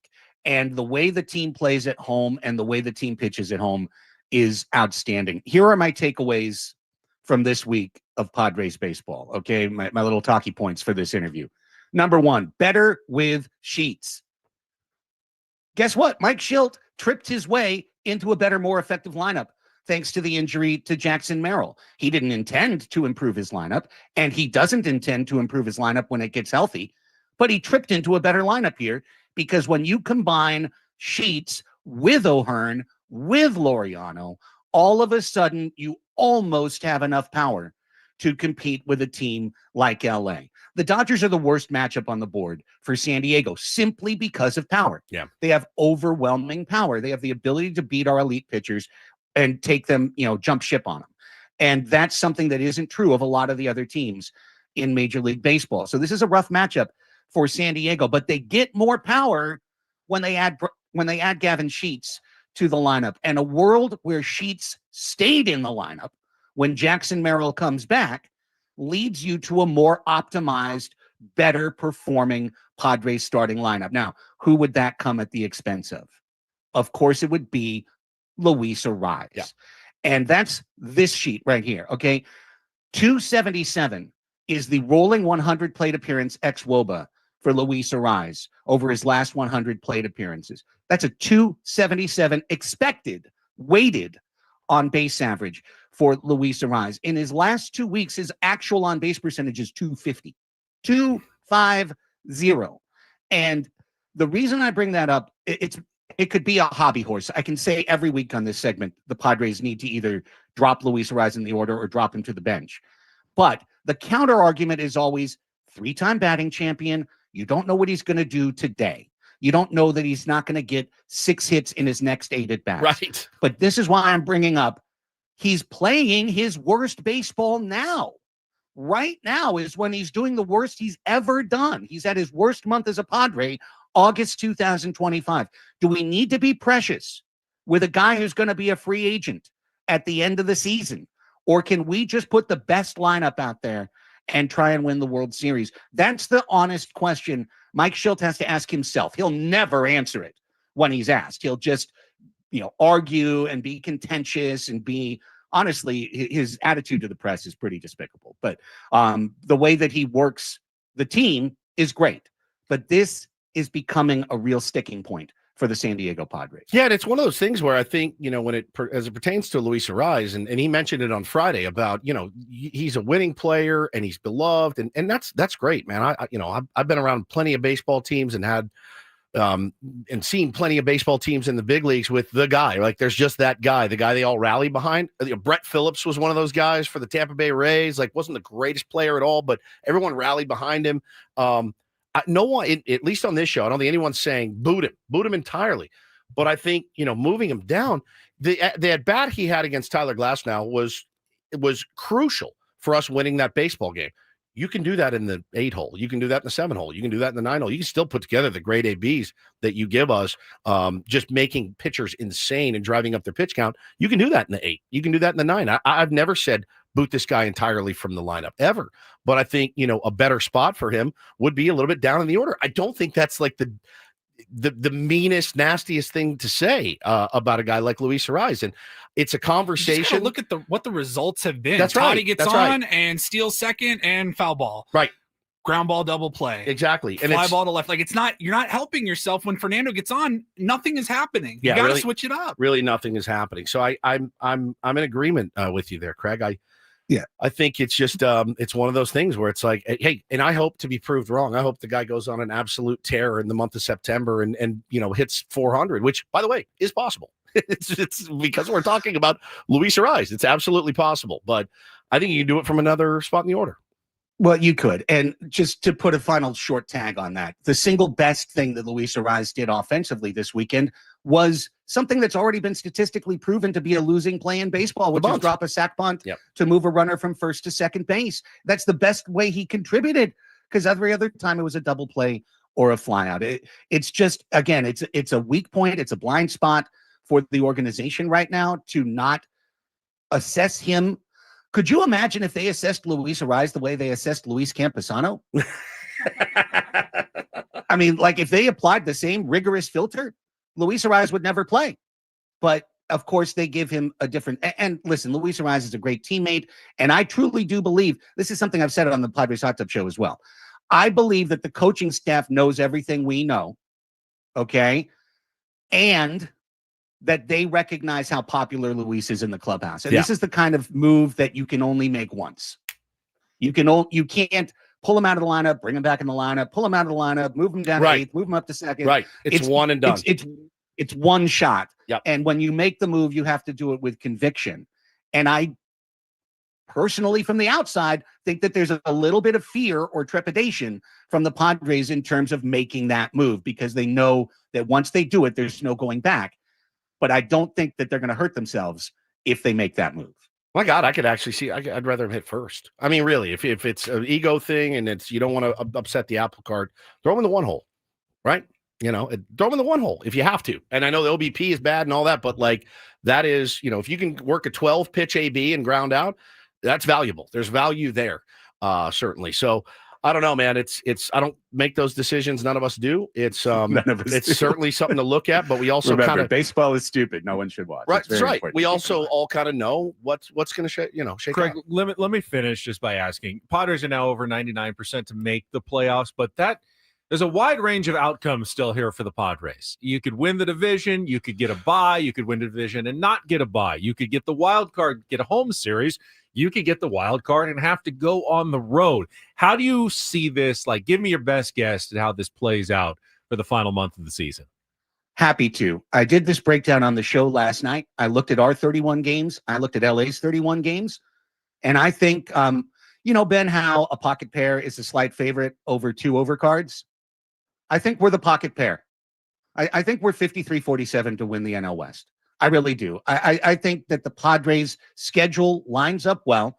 This series is important at Seattle. Interesting to note, in the last week of the season, the Padres host Milwaukee, who, unless they have a collapse, they're going to be done and dusted. They'll be settled, they'll be sorted, they'll have already clinched, and they will be in setup for the playoffs mode. The last series of the year for the Dodgers is at Seattle, where the Mariners could very well still be in a division race with the Houston Astros going down to the very last game of the season. They go to Pittsburgh. Paul Skeens could win one game that changes the division along the way. Of course, Joe Ryan pitches against us for the Twins on Sunday. It's going to be these little margins on which it's decided. But I do think San Diego has the slightly favorable schedule. I think they have the team. And I really do think they've got a great chance to win the West. That'd be amazing. Craig, really appreciate it. People should check out the Padres Hot Tub Podcast for all those little details that make a difference for the San Diego Padres, and Chromaniacs, and, of course, Crossing Streams for all your streaming TV recommendations. Thank you, Craig. Take care. See you next week. So, and not only, I mean, if the Padres do win the division, can they catch the Philadelphia Phillies, who are now a couple of games up for that bye in the first round, which is what you'd really like to. Winning the division's great. You'd rather be at home, but you really want to get that bye in the first round. Yeah, well, let's break that down. Yeah, we'll talk about it. I've got all the show. records. We haven't gone through the rest of baseball. We can talk about where the Padres stand in the playoff chase, in not only the division, but the wild card chase and the chase for a first-round bye in the postseason. Phillies had some bad news confirmed. They did, over but they keep winning well, which is a big part of this. So we'll talk about all of that coming up in hour number 3 of Ben and Woods. Dennis Lynn's also going to join us. We'll play some Take on Woods ahead here on San Diego's #1 sports station, 97.3 The Fan.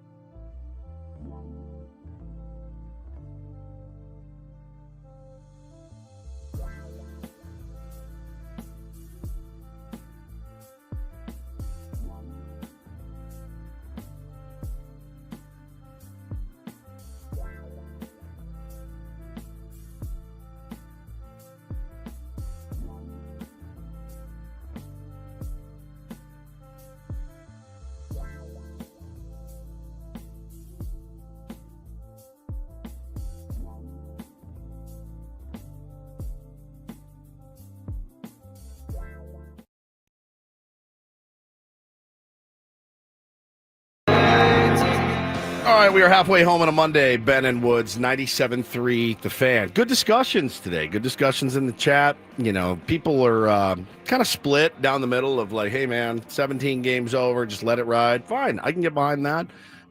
You know, as a morning show that covers the team, we need stuff to talk about. So that's something to talk about, you know, and we've been talking about it for a while. It's quite annoying at this point. And I don't want to be the guy that's like, hey, man, just let it ride and see what happens because, you know, listen, I think these are valuable discussions. I do. I know that I'm supposed to have a strong opinion because I'm sitting in this chair Right. as a Padres radio host about Luis Ariz. Yeah.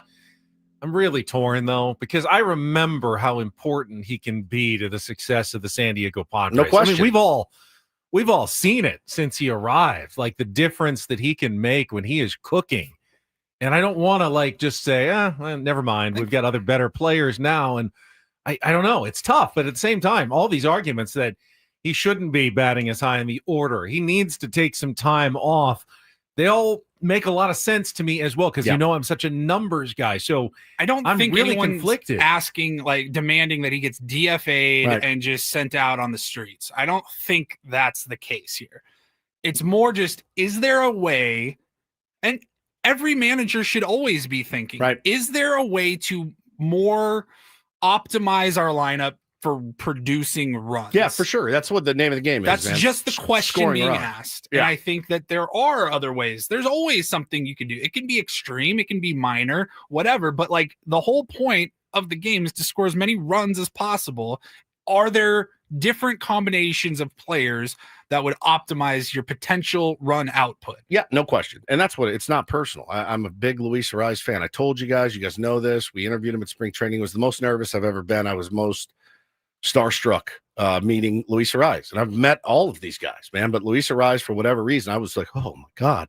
You know, he gave me the chest slap and the whole bit. It was great. And I love him. I do. I absolutely do. But, you know, I want to win a World Series more than I love a certain player, certainly. So hopefully, you know, the thing is last year, I admired him so much, grinding through the end of the season with that shattered hand, you know, and he hit better. He hit better last year than he has this year. That's all I'm saying. And I think that's what everybody's saying.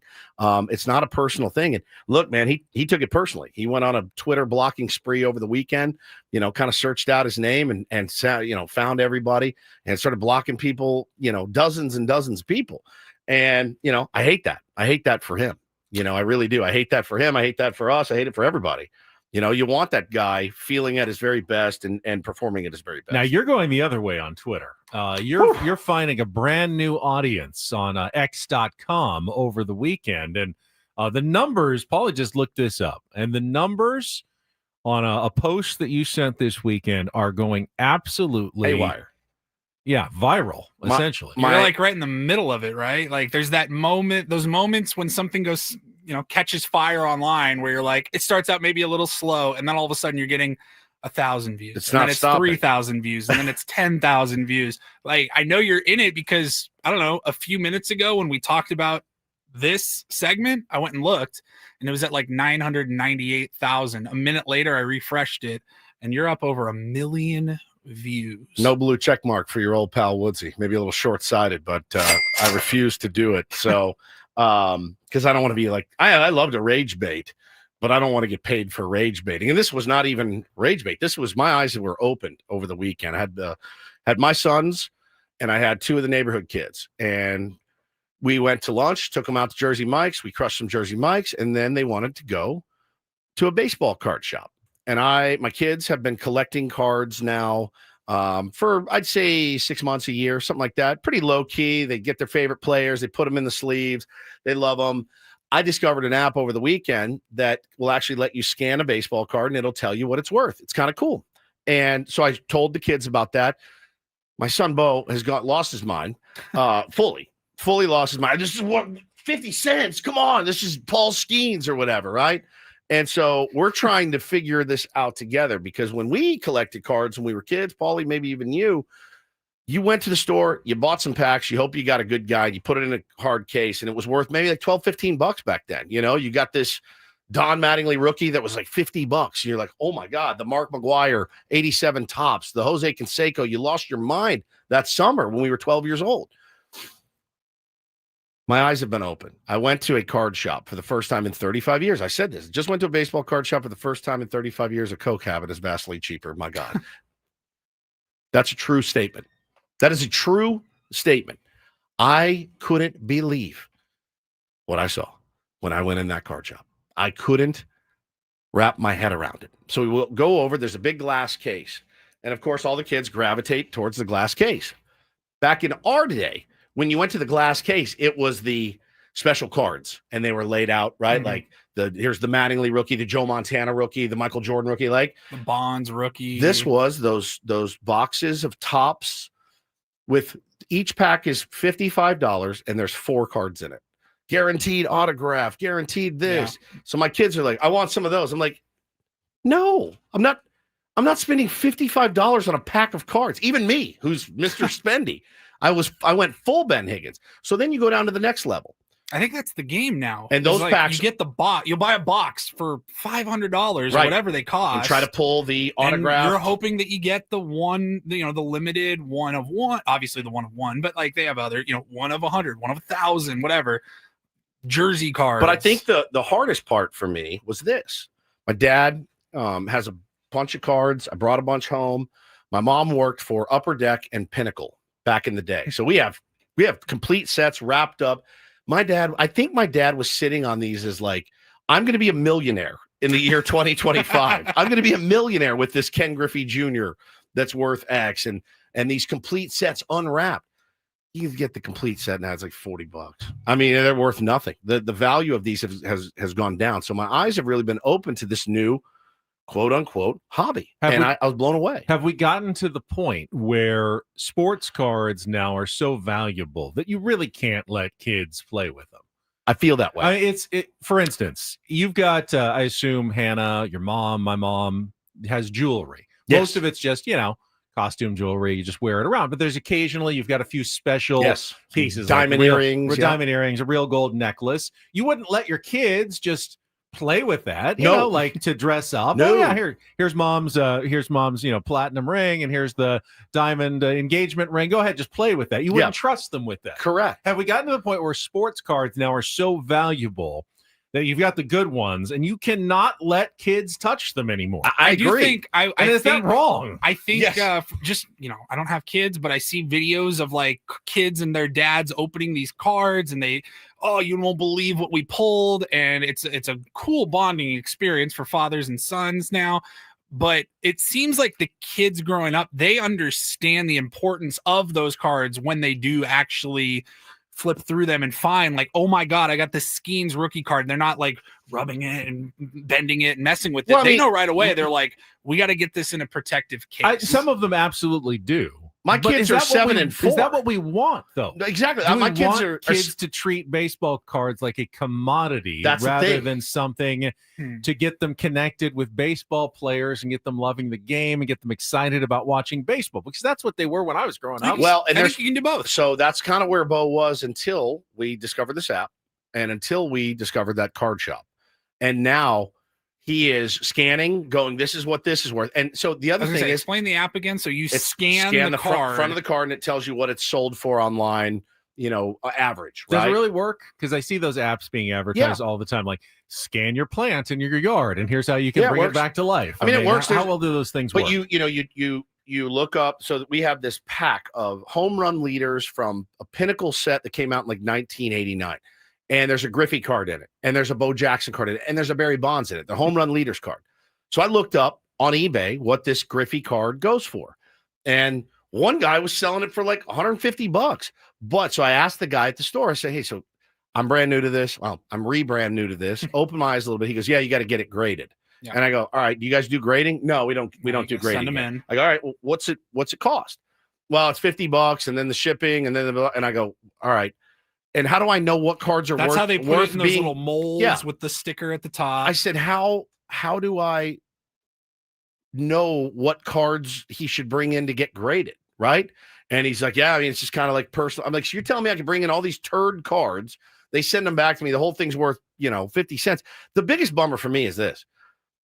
I had a lot of guys on this thread reaching out saying, yeah, man, like my old cards that I thought like of these incredible Hall of Fame rookies, that I thought were going to be worth hundreds and hundreds of dollars, they're worth like $20, you know, and because of the mass production back in the day, now they're really specializing it. And again, I thought it was cool. I have fun opening packs with my kids, but I even found myself yesterday going, whoa, don't bend it. Don't bend it. No.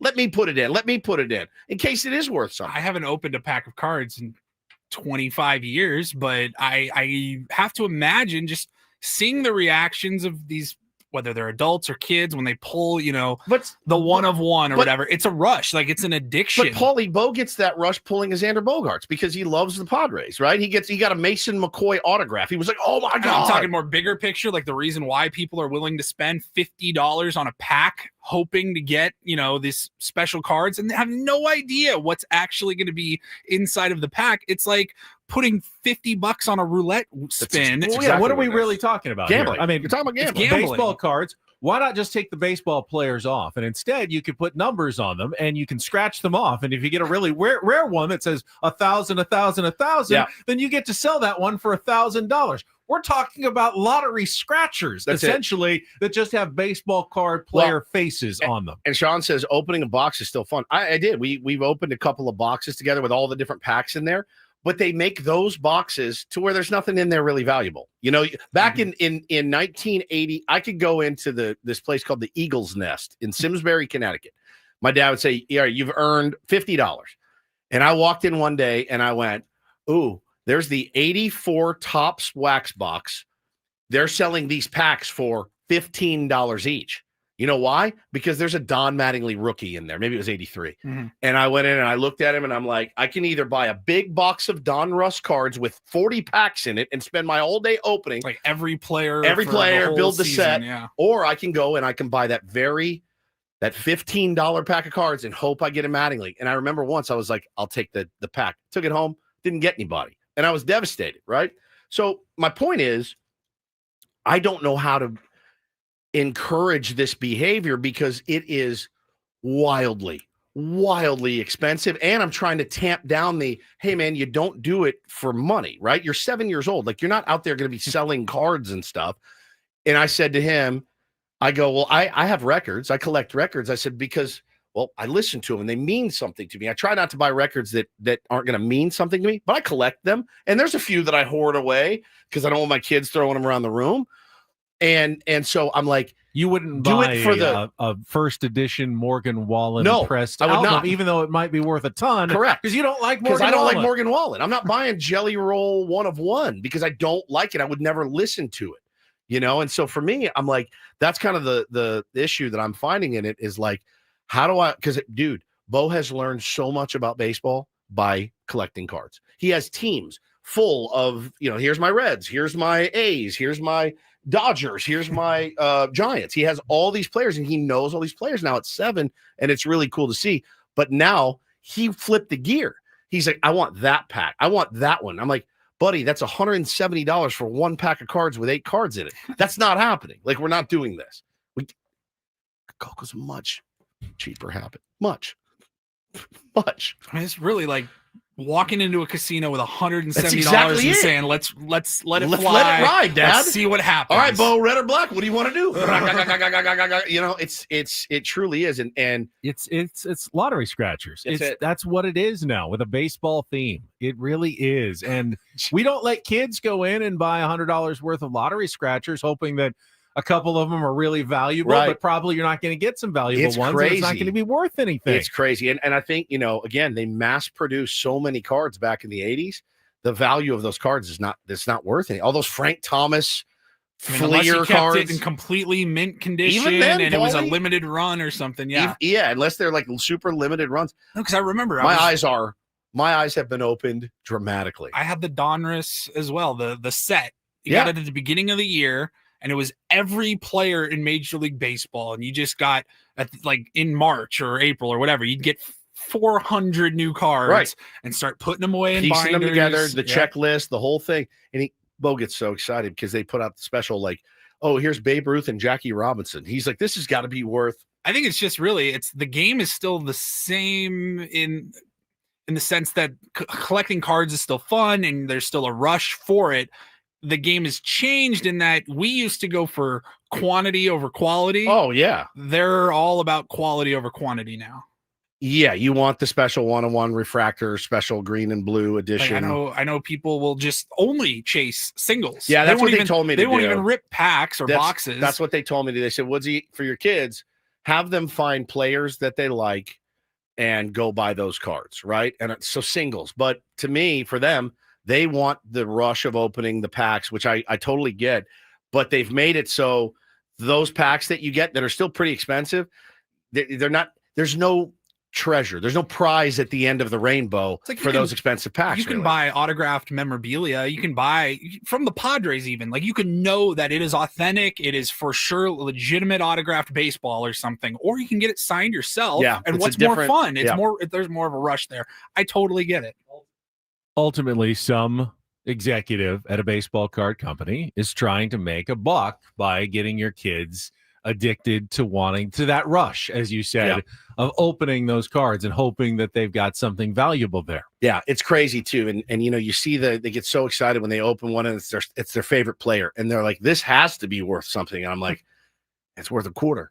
It's worth a quarter. You know, it's not the special, because I'm not going to spend $200 on one pack of cards that has 4 cards in it. You know, it's not going to happen. So it is, it was an interesting weekend. The dude was walking around with his iPad with the app on it, just scanning all his cards. Dad, how much do I have now? I'm like, you don't have anything because you haven't sold any of them. And nor are you going to, I'm not going to let you sell them. Hold on to them because they mean something to you. We're not in this to make money, but we're also not in it to spend a bunch of money either. I mean, it is bananas. It truly blew my mind. Benny, I'm talking, they have boxes of cards there. They're charging $1,000 for boxes. That's $1,500. It's all baseball right now. Well, though? yeah. Has he gotten into like Pokemon cards or No, anything? Taylor collects a few of those, but it's all baseball right now. I was like, I was probably 8 or 9, just a little older than Bo when like Pokemon cards really started in the 90s, and it was bat-esque. Oh, of course. Recess, we were all degenerates trading and selling Yeah, cards. it's They had nuts. it lasted about 2 days, and then our elementary school was like, blanket policy, no more trading cards at recess. Yeah. Because kids were fighting each other for Charizard cards. I mean, it was insane. It's nuts, man. It's nuts. And you know, kudos to those people that are making some money out there, because I'm seeing a lot of money exchange hands. But that tweet has over 1 million views, and it's got, at this point this morning, it's over 12,000 likes, 381 retweets. I mean, it's insane. I mean, it was true. I mean, I walked in, I just go, I can't believe these prices in here. And like, I'm trying to usher them out of the store because I'm not trying to drop $3,000 at a card store to open 12 cards. I mean, it's nuts. So kudos to those guys for making money on that deal. But I'm really trying to navigate how I get through this thing with them. I mean, it's nuts. You have a chance to make a trip to Las Vegas in our next segment with Take on Woods. We need a contestant to play our musical trivia challenge against Woodsy. Coming up next, 833-288-0973. If you want to call, get online during our break, 833-288-0973. That's coming up next year on San Diego's #1 sports station, 97.3 The Fan. First, though, I want to talk about SDFatLoss.com. I lost 40 pounds in 60 days. I got a lot of compliments this weekend. Had the buddies in from out of town. I was playing golf. They kept going, have you lost even more weight? And I said, I have kept the weight off. And people are surprised that I've been able to be this consistent for this long. 2 years since I lost the weight. But that is the greatness of the SDFatLoss.com plan. It's not just about losing weight. It's about finding a sustainable strategy that helps you keep the weight off. Injections, not sustainable. If you're not taking those injections forever, you're likely just going to gain the weight right back when you stop taking those injections. With SDFatLoss.com, though, they teach you how to lose the weight fast, up to a pound of fat per day, and 10 to 20% of your body weight in just 60 days, and then keep the weight off because you base the program eating real food, stuff from the grocery store, chicken, steak, vegetables. That's what I ate, but they'll tailor it to a program that fits you well. And then when you go into the maintenance strategies, it really isn't that much different. You're just eating a little bit more. You're getting to get some foods back, but ultimately you're able to sustain it long into the future. No exercise necessary to lose the weight. So many tier ones have lost so many pounds. I've heard the success stories, 30, 40, 50, up to 100 pounds lost from some tier ones who have just changed their life. With sdfatloss.com, you can be next. Schedule your free consultation by going online to sdfatloss.com and get $200 off right now here in the month of August off the program at sdfatloss.com. Results may vary.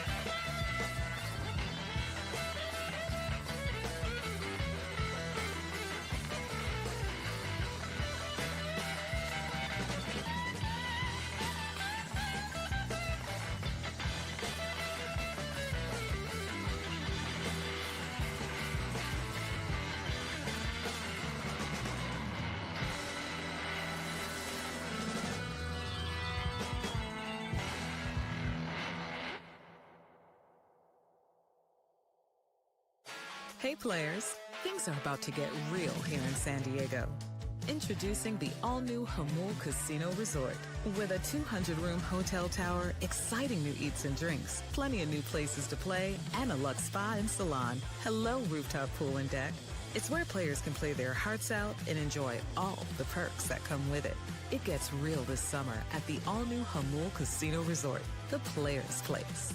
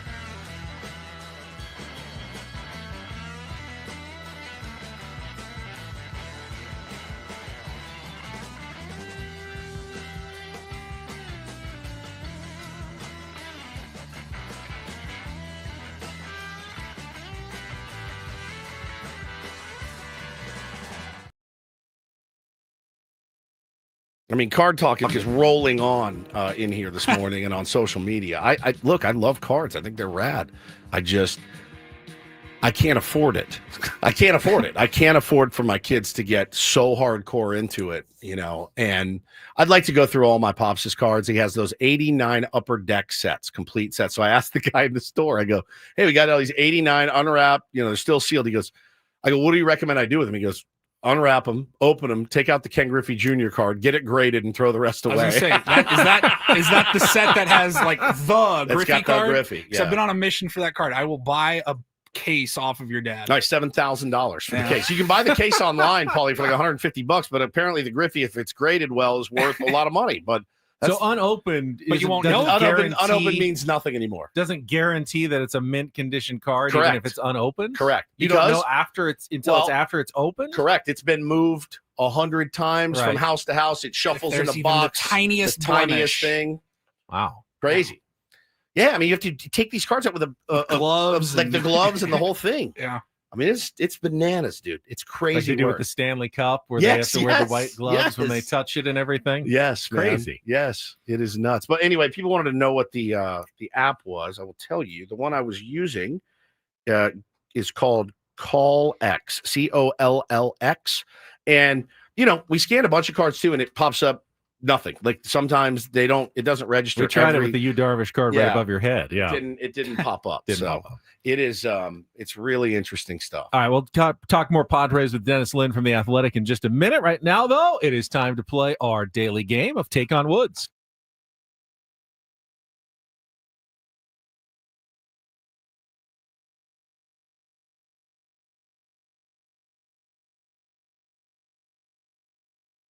Take on Woods brought to you by Bay Alarm, security and fire alarms for every business. We got you. Woods has left the studio. It's been a while since he's had to do that. He's been gone so often. We got Andres as our contestant. Good morning, Andres.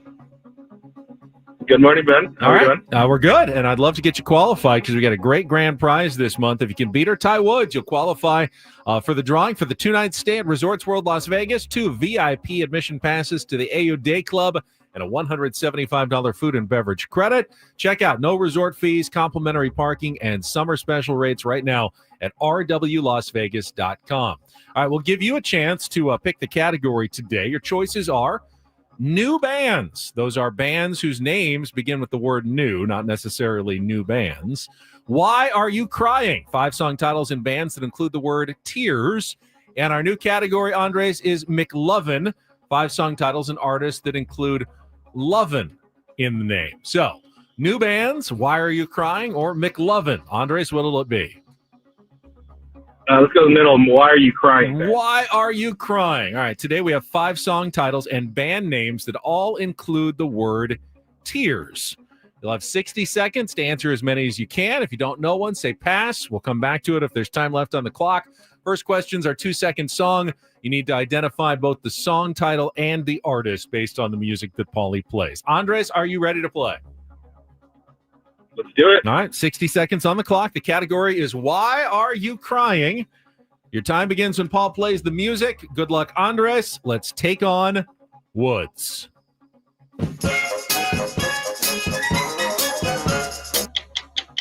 I've got Smokey Robinson. Pass. Which English band's 1985 album Songs from the Big Chair featured not one but 2 singles that went to the top of the Billboard charts? Gotta be Cheers for Fears. It is. Which 1992 song did Eric Clapton write about the death of his 4-year-old son, Connor? Tears from Heaven. Tears in Heaven. Which jazzy American rock band has been touring around since the late 1960s but made their biggest mark in 1969 with songs including You Make Me So Very Happy? The Weeknd sings To Do This for Another Day, in which best-selling global single from 2021?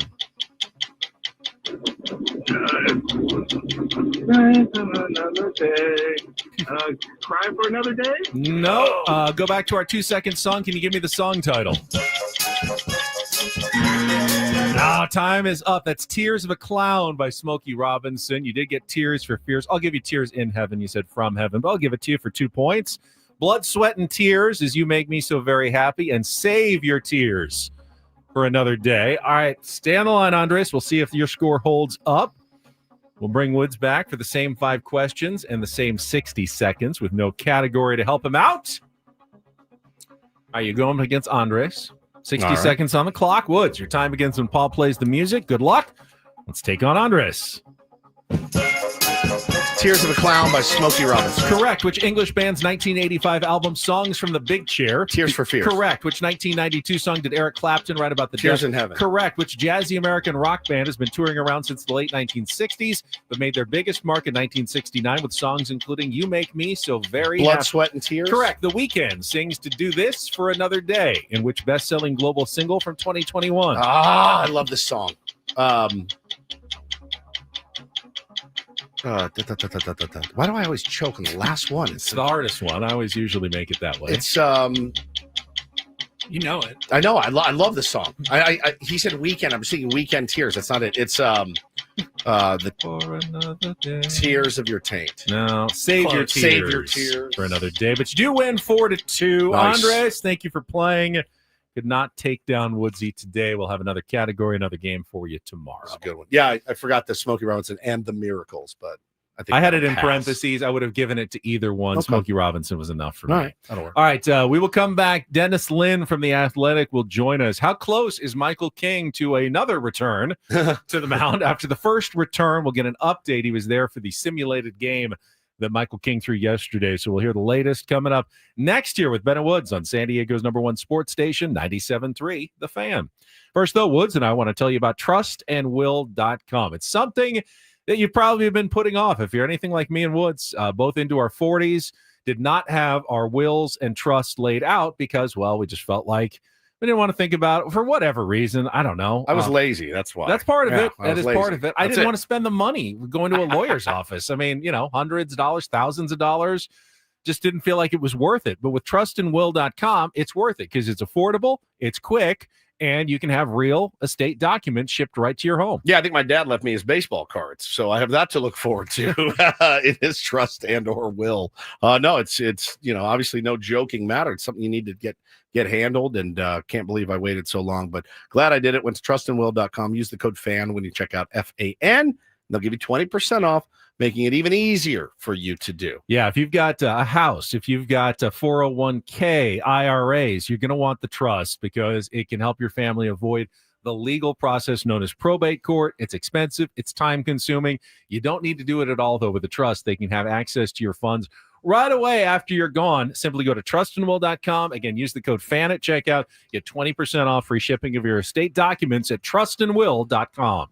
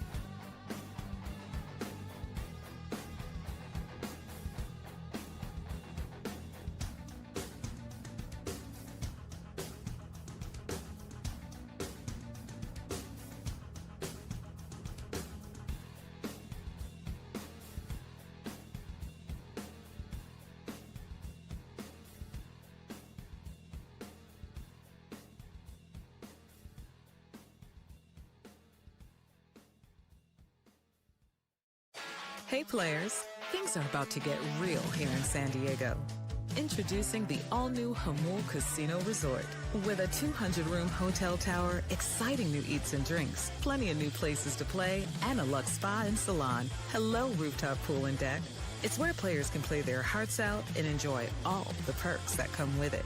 It gets real this summer at the all-new Hamul Casino Resort, the players' place.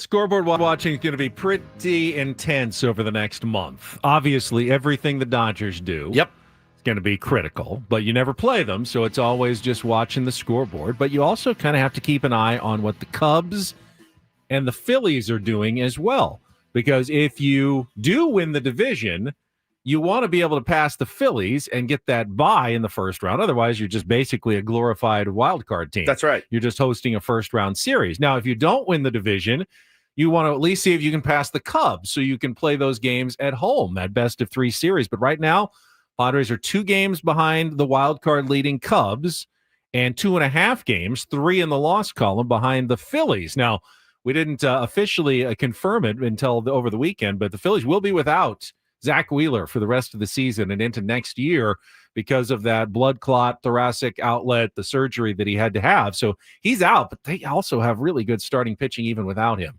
Christopher Sanchez, Ranger Suarez pitched great yesterday. Obviously, they have Nola coming back off an injury as well. So it's not like they're decimated in their starting pitching. Yeah, they got a lockdown closer at the end of the games, too. That makes their bullpen longer. Their offense is on fire. They're going to be really tough. So lots to keep track of, and helping us keep track of it for this next month, Dennis Lin from The Athletic. He's going to join us for his Linsider Monday, coming up after traffic here on 97.3 The Fan. From the 855 Get Ross Traffic Center, protecting San Diego after accidents or injury, here's Kelly Danick. This game day traffic report is brought to you by Crystal Geyser, Alpine Spring Water. Just a couple problems in the North County, southbound side of the 15. Just before Felicita, there's a collision involving several vehicles, including a motorcycle. Everything's over to the right shoulder and still clearing an accident up ahead right before the 56. That's in the center divide. What makes Crystal Geyser Alpine Spring Water different? They always bottle their Alpine Spring Water less than 1.5 miles from the spring source. And all of their bottles are made with 50% recycled plastic from their own recycling plants. Crystal Geyser, bottled at the spring source. I'm Kelly Danick with Ben & Woods, San Diego's #1 sports station, 97.3 The Fan. Happy Monday, Padres fans. It's time to discuss the weekend that was for the Padres with our Ben & Woods Linsider, Dennis Lin from The Athletic. Brought to you by the all-new Hamul Casino Resort, the player's place. Things are about to get real with the all-new Hamul Casino Resort. With gorgeous rooms and exciting new eats and drinks, it gets real this summer at Hamul Casino Resort, the player's place. And as we bring on Dennis Lynn, just mentioned the Phillies losing an ace. The Padres could be getting one back again in Michael King. Dennis, what was the report on his simulated game? I didn't get to see it in person, but I know things look like they were pretty positive. Could Michael King be returning in the next week or so? He could. It'll depend on how he feels today, coming back to the clubhouse, and how he recovers from yesterday. But they had the sim game at Petco not that long ago when he was coming back from the IL the first time, and he revealed later, obviously, that his left knee was not feeling great. So unless he's playing coy, he felt a lot better coming out of the sim game yesterday, and it'll just be a matter of how he wakes up today and whether they feel like they can get by with him maybe going only, 4 or 5 innings against the Twins this weekend. But I would expect he should be back within the next 2 weeks if everything goes well. D-Lin, I liked your piece that you wrote about the struggles, at least against one team, really, and one team only, Jeremiah Estrada. We talked about it in the open this morning, or second segment, but we were talking about it. We didn't mention what he had said after the game. He said a bunch of goofy ass happens in baseball. I don't know if I'm tipping pitches. They might even know what color underwear I'm wearing. I mean, I don't even know what the heck it is. It's a hard game. Sometimes it could get to you. And Mike Schilt was asked about that after the game. And, he got a little testy, a little defensive, Dennis. What are you seeing right now as the pressure kind of builds on the San Diego Padres in their march towards October? It seems, they're going to be really, really defensive about any moves they make. Yeah, I see a manager who is just going to do his thing and trust his players. We'll see if that's still the case in October in terms of certain matchups. I see a reliever who grew up a Dodgers fan, so there's probably a little more emotion there for him in these matchups. And he is a guy who has had some blow-ups in bigger situations, but he's also been a borderline all-star the last 2 seasons. So I understand why Mike Schilt went to Estrada in those situations, and also see a guy who didn't leave the bullpen, and David Morgan, who might get entrusted with bigger situations down the stretch, but he's still a rookie. He's still like 3 years into his career as a pitcher, basically. So I don't know if they're going to test him that much, but Estrada is someone you're going to need down the stretch and in October. So if you, run from these matchups, as Mike Schilt might put it, that would not be the best way to build his confidence. But I think on the flip side of that, you're also running from that potential Will Smith pinch hit a bat yesterday, which I understand, but I think it's also worth noting that Adrian Morejon has had more success against left-handers or left-handed hitters this year than righty hitters. So a lot to think about down the stretch, right? It's interesting because as much as Mike Schilt goes to bat for his players, by choosing one over another, he's always showing confidence in one guy and not as much in the other guy. And, that's just baseball. You have 26 players. You have confidence in all of them, but ultimately he chooses to use the ones that he uses. You mentioned David Morgan. Could have gone with him. I certainly get the argument, Dennis, that David Morgan really hasn't had a lot of high leverage opportunities so far in his career. He's probably the least trustworthy, maybe member of your bullpen at this point, but he's also probably earned some more chances. Really? Well, Yuki exists, and Well, I don't really. You mean of the high of the guys that leverage-ish. you would actually even think about using in a tie game? Yeah. I don't think Yuki even qualifies as one of those at this point. Listen, clarification is important there, Dennis. Yeah, I mean, I don't think any manager managing the Padres, whether it was Mike Schilt or whoever else, would have gone to David Morgan in that spot. But yeah, I think the thing, just if we could riff on him just for a little bit, he's been really, really impressive. And the thing that's impressed the Padres most, besides just how good his stuff is his mentality. I wouldn't be surprised, honestly, if he gets tried out as a starter at some point in the future, because he's got multiple good pitches. He's added that sinker midseason that's done really well against other teams, and he's a guy that they feel like they can trust in big situations despite his inexperience. So, yeah, it's a good problem for a manager to have so many options in the bullpen, but sometimes you just have to, I guess, put aside lanes and kind of go with your gut, and we will see if they make adjustments down the stretch. They're certainly not going to tell us in advance. Yeah, that's absolutely one thing we know. They're not going to tell us in advance, and that's the thing I think I'm most curious about, how these next 31 games are managed. And then everything kind of goes out the window when it comes to October, right? Like it's no time for hurt feelings, no time for ego. We're all pulling on the same rope. That's what we've been told the entire season. And when October rolls around, do you have the temerity to switch things up? Do you have the temerity to go to a guy that you haven't gone to before? That's where it's going to be super interesting to see. And look, and if history is indication, it probably won't. They're probably going to roll out what they trust and let the chips fall where they may. Dennis, is that an accurate statement? Yeah, and they have a team and they have a bullpen especially that they feel gives them a leg up. I still maintain that if Fernando Tatis doesn't break this month-long homerless streak, it's going to be a little worrisome going into the playoffs, especially with Jackson Merrill still going through a tough sophomore season. He's on the IL too, as we all know, and if you don't hit home runs in the playoffs, like the Padres have not been hitting home runs all season, that makes it tougher. I think the last team to rank in the bottom 5, like the Padres are now in terms of home runs to win the World Series, the 2012 Giants, and that took obviously some huge efforts from their pitching staff, which the Padres certainly have in them, I think, in October. So the margin of error is going to be thin, I think, and Padres just need to give themselves the best opportunities available. So that will require optimizing the lineup and optimizing your bullpen and pitching usage. So it'll be really interesting to see how they handle some of these things this final month. Well, I think that's the thing, is the next 31 games are going to be really fascinating to watch. And I think it is important to remember, Schulte should remember this too. Like we're new to this as well. Like I'm not saying he is, we're new to this. Like being in the division race in 2025 against the LA Dodgers, who spent $1 billion in the offseason. They got every good player. This is new territory for fans. It's new territory for reporters. We want to see what you're going to do. And I think it's fair to ask questions about it. And I do trust the process. Obviously, 17 games over 500, man, that's pretty good. That's kind of where I thought the ceiling would be for this team. And I just, this is all new territory for all of us.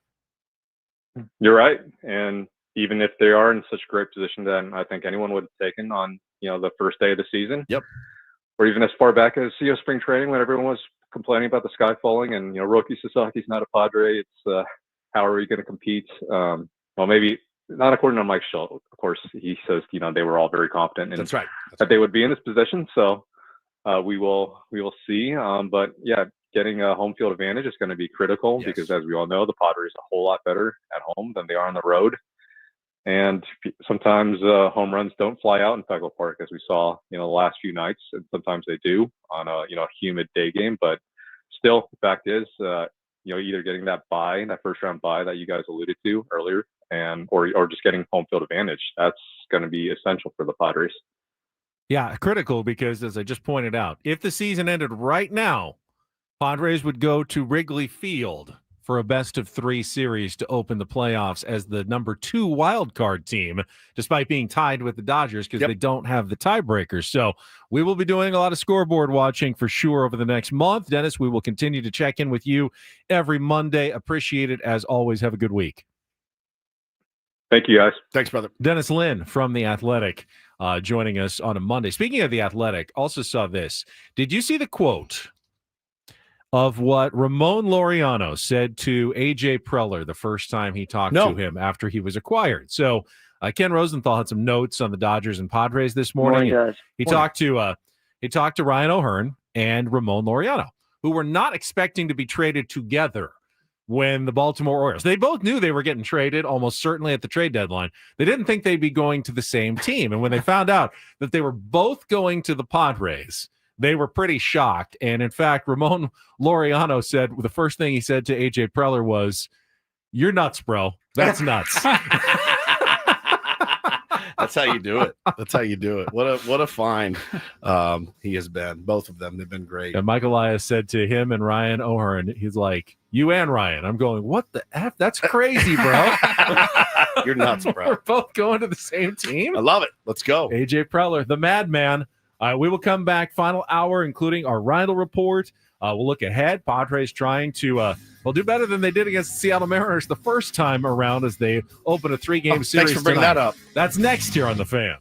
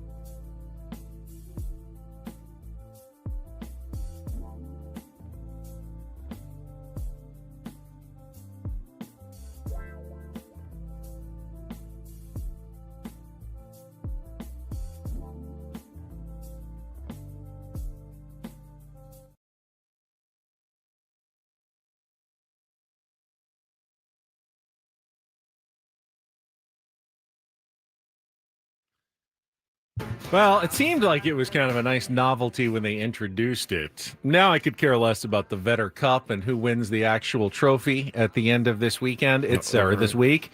It's very unlikely that the Padres win the Vetter Cup because they need to sweep the series and outscore the Mariners by more than 12 runs. Or remember, if they outscore them by exactly 12 runs, they'll need to hit a longer or a higher exit velocity ball than the one that they already have. Was it Rowdy? Was he on the Mariners? I think it was him. He was. Hit like 111 miles an hour exit velocity. So those are the tiebreakers. Those are the tiebreakers. So not only do we super have cool. to sweep, we have to win, but score By 13 more runs. And if we score 12 exactly, somebody needs to hit a ball harder than 111. Something like that. Out yes. of the park. I don't know. It has to go out of the park. I think it's just any exit velocity. You can hit a ground ball. It just has to be hard. We can get that. We can do, but it's the 13. It's the plus 13 or plus 12 that's getting me. It's also the 3 wins. They're a very good team.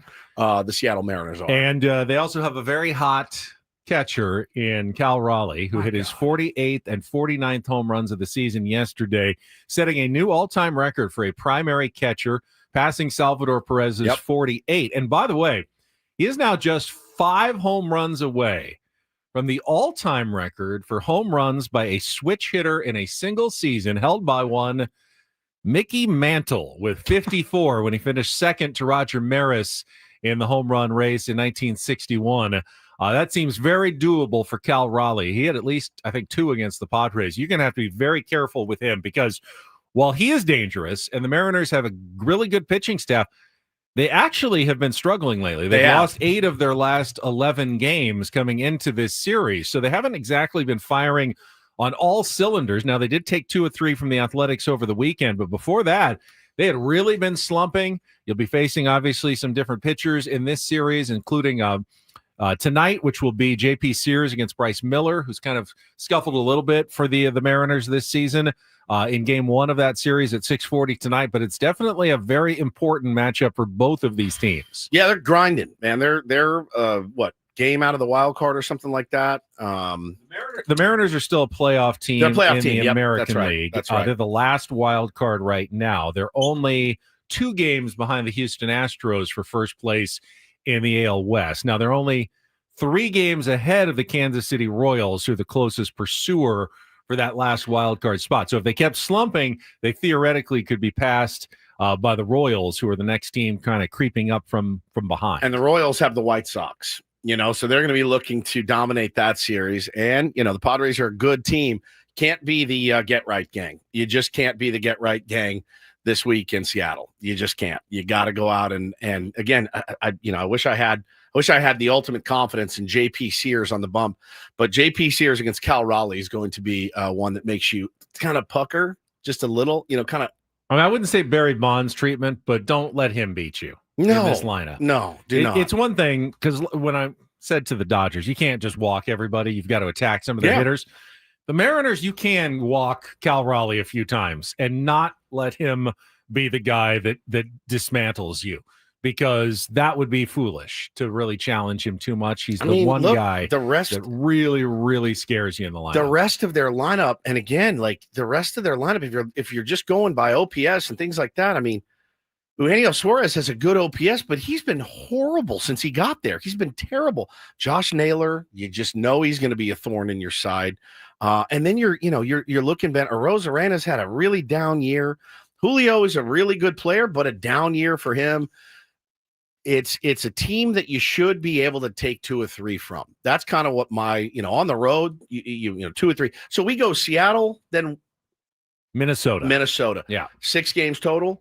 Yeah, after every series, 3-3. the rest of the way is a 3-game series, except for a 4-game series at home against the Colorado Rockies. The Rockies, which will be the most nerve-wracking of the year. That means other than 1 week, the Padres have an off day built in every week of the season.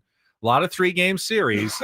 And after this series against the Seattle Mariners, you have a stretch coming up for the San Diego Padres where you could really make some hay if you take care of business against teams that you should beat. And that is something that in the past has haunted the Padres. But this year, they have done a really good job taking care of those teams. The Minnesota Twins, who sold off everybody at the trade deadline, pretty much. The Baltimore Orioles, who have been in last place all year long. The Colorado Rockies, who are still threatening for the worst record of all time. Then you've got 3 at home against the Reds, and then you've got 4 more against the Rockies. So after the 3 in Seattle, if you can win that series, you are set up to win a lot of games over the next 2 weeks, making it very difficult for the Los Angeles Dodgers, who also have an easier schedule, but over the next 2 weeks, so they've got Cincinnati right now, a playoff contender. They've got then Pittsburgh, Arizona. They are scheduled to face Paul Skeens next week. If it lines up right now that they would have to face Paul Skeens in that series, that could always change. They also have Baltimore, but they've going on the road to face Baltimore, and then they have a bunch of games left against the Giants and the Phillies, and as Craig mentioned, the final 3 against the Seattle Mariners in Seattle to end their season, a team that could be fighting for a playoff spot in the last weekend of the year. I would like to see just win today. That's it. I mean, it's great to look ahead, but the trap games that exist, and that's what I call them because that's exactly what they are. The trap games at the end kind of make you a little bit nervous, man. Those are the hardest ones for me to watch because again, I love going head to head against the LA Dodgers. I think those teams are very well matched up, regardless of the total number of the season series. It's star v star v star v star. Man, you get in those Rocky series, you get in those Orioles series, and you're just like, bro, how do you get up for those games other than, hey, man, we are chasing a division title here. That should be enough. But holy smokes, those games, I'm a wreck. I'd rather them have the hardest schedule. I really would. But speaking of the Rockies real quick, they we're about a month-ish away from starting to get some playoff clinching graphics. Yeah. The Rockies were eliminated from the playoffs yesterday. Like getting eliminated in September is in August. I'm sorry. Yeah, that's really tough. That's a bad year. Yeah. How many wins? So there's 31 games left for both teams, Padres and Dodgers.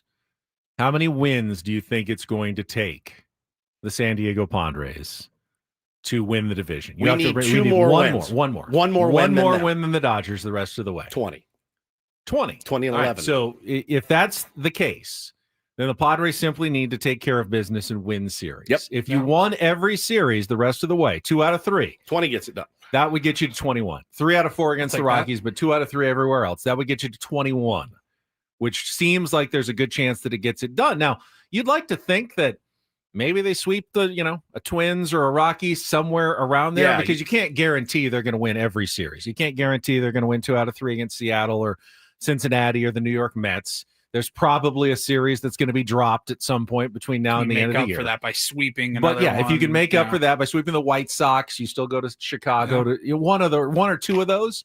One winning streak of like 6 or 7 games, and we've seen the Padres already pull off. They just had a 5-gamer. They had a 5-gamer earlier this month. They had a 6-gamer at the end of July, at the beginning of August. You put together one more of those somewhere down the stretch, you're going to make the Dodgers have to play pretty good baseball to keep up with you the rest of the way. Yeah, and they keep talking about the Dodgers. I was driving in this morning listening to, I think it was like Ken Rosenthal's podcast, and I'm just fiending for any baseball info. And it's like I got Steve Phillips and Xavier Scruggs on Sirius. I got Poway's own Xavier Scruggs. I got Jerry Jones talk on any other national radio. I mean, Standard, Shadur Sanders. I got that. And then Ken Rosenthal's talking about again, listen, look who they're getting back.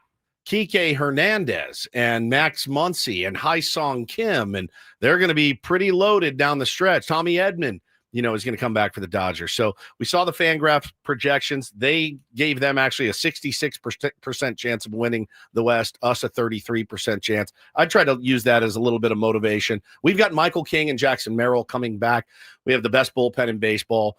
Again, and really with our best hitters not hitting at their best. So I do like our chances, but you just got to go one game at a time. I mean, man. How big would it be if when Jackson Merrill returns, which will likely happen at the end of this month from his stint on the IL, that he goes on a run? Like we saw, a couple of them earlier this season. We know he's got it in him. He hit 24 home runs last year. He's not going to get anywhere near that this year, but if he goes on a run like he did, he hasn't hit one big home run. Remember 5 game tying or game go-ahead home runs late in the game last year? In the second half of the season, it was nuts. He hasn't had one of those this year. You get Jackson Merrill doing a couple of big Jackson Merrill things in the last month of the season, the Padres all of a sudden go from a very good team to like a really, really dangerous team. Imagine if Fernando That would Tatis be the other Jr. one. starts to just rip the cover off the baseball like he is capable of doing, honestly. What if Luis Ariz, 3-time batting champ, starts racking up 3-hit, 4-hit games? No matter where he hits in the lineup. Pretty valuable, pretty great if that happens. There's a lot. The ceiling is still very high for this Manny's team. been heating up a little bit, Yeah. but still just has that one home run essentially in the last few weeks. So there are a lot of guys who have room to step up their game No the doubt. rest of the season for the San Diego Padres. And they're still, again, 17 games over 500 is absolutely nothing to sneeze at. Tied for, I get it, the tiebreaker, but tied for first place. Pretty good spot to be in. You don't want to be all doom and gloom about it, but, you got to handle business, man. And it starts tonight. It starts tonight against who? Bryce Miller. Bryce Miller. All right. 2-5, 5.87 ERA, but has had a history of success against the San Diego Padres. Sure. Yeah. The Mariners coming in here and just like curb stomping us was not great. And you got some revenge you need to enact, and they're going to be really, really hungry too. They're fighting for their lives as well up in Seattle. So should be a good one, man. This is good stuff. Of course, the Mariners are pretty familiar with JP Sears since he was in that division. He's got a 3.27 ERA against them this year. He's 0-2, but that's a more of a the A's didn't hit against the Mariners as opposed to he got 11 innings. Hey, build off that last start that you had and keep it rolling right now. He could be a really nice piece down the stretch. So that'll be how the series starts today. Game 2 of the series is tomorrow night. That'll be Dylan Cease against Luis Castillo. And then a day game on Wednesday to wrap up the series, Yu Darvish against Brian Wu to wrap up the 3-game set. Then they have off day on Thursday, and then Friday, Saturday, and Sunday in Minnesota against the Twins. So good, man. 31 games to go. Basically a month's worth of games to go. It's a 31-game season, and it starts now, and you're tied for first place in the division. Wow.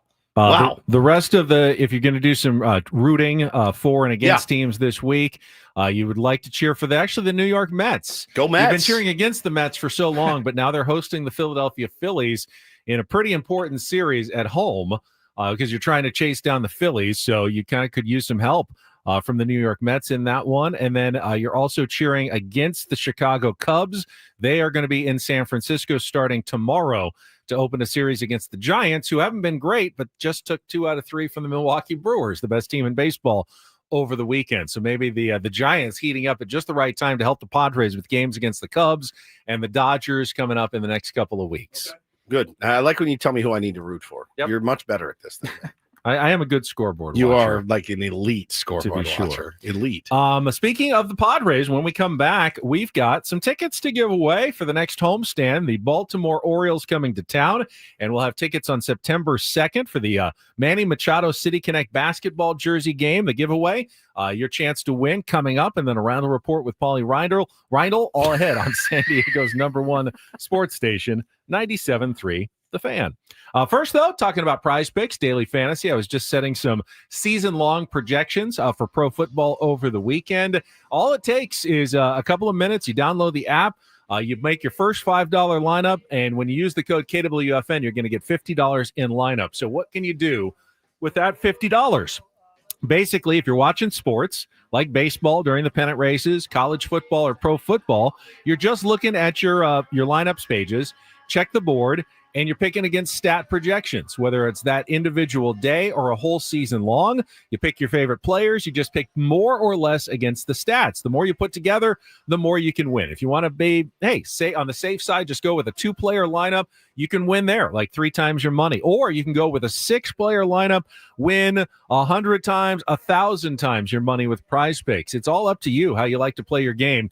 Simply set it and then watch sports, and you can win right there from the ease of your own home. I've been doing it for about a year now. It really is pretty fun. It's very simple. It's very safe. I've taken money out of my account many times. They do it quickly and safely with Apple Pay, MasterCard, or Venmo, however you want to do it. Just don't forget to download the app and use the code KWFN to get that $50 in lineups when you play your first $5 lineup. That's code KWFN, $50 in lineups with your first $5 lineup at Prize Picks. Run your game. Must be present in certain states. Visit prizepicks.com for details.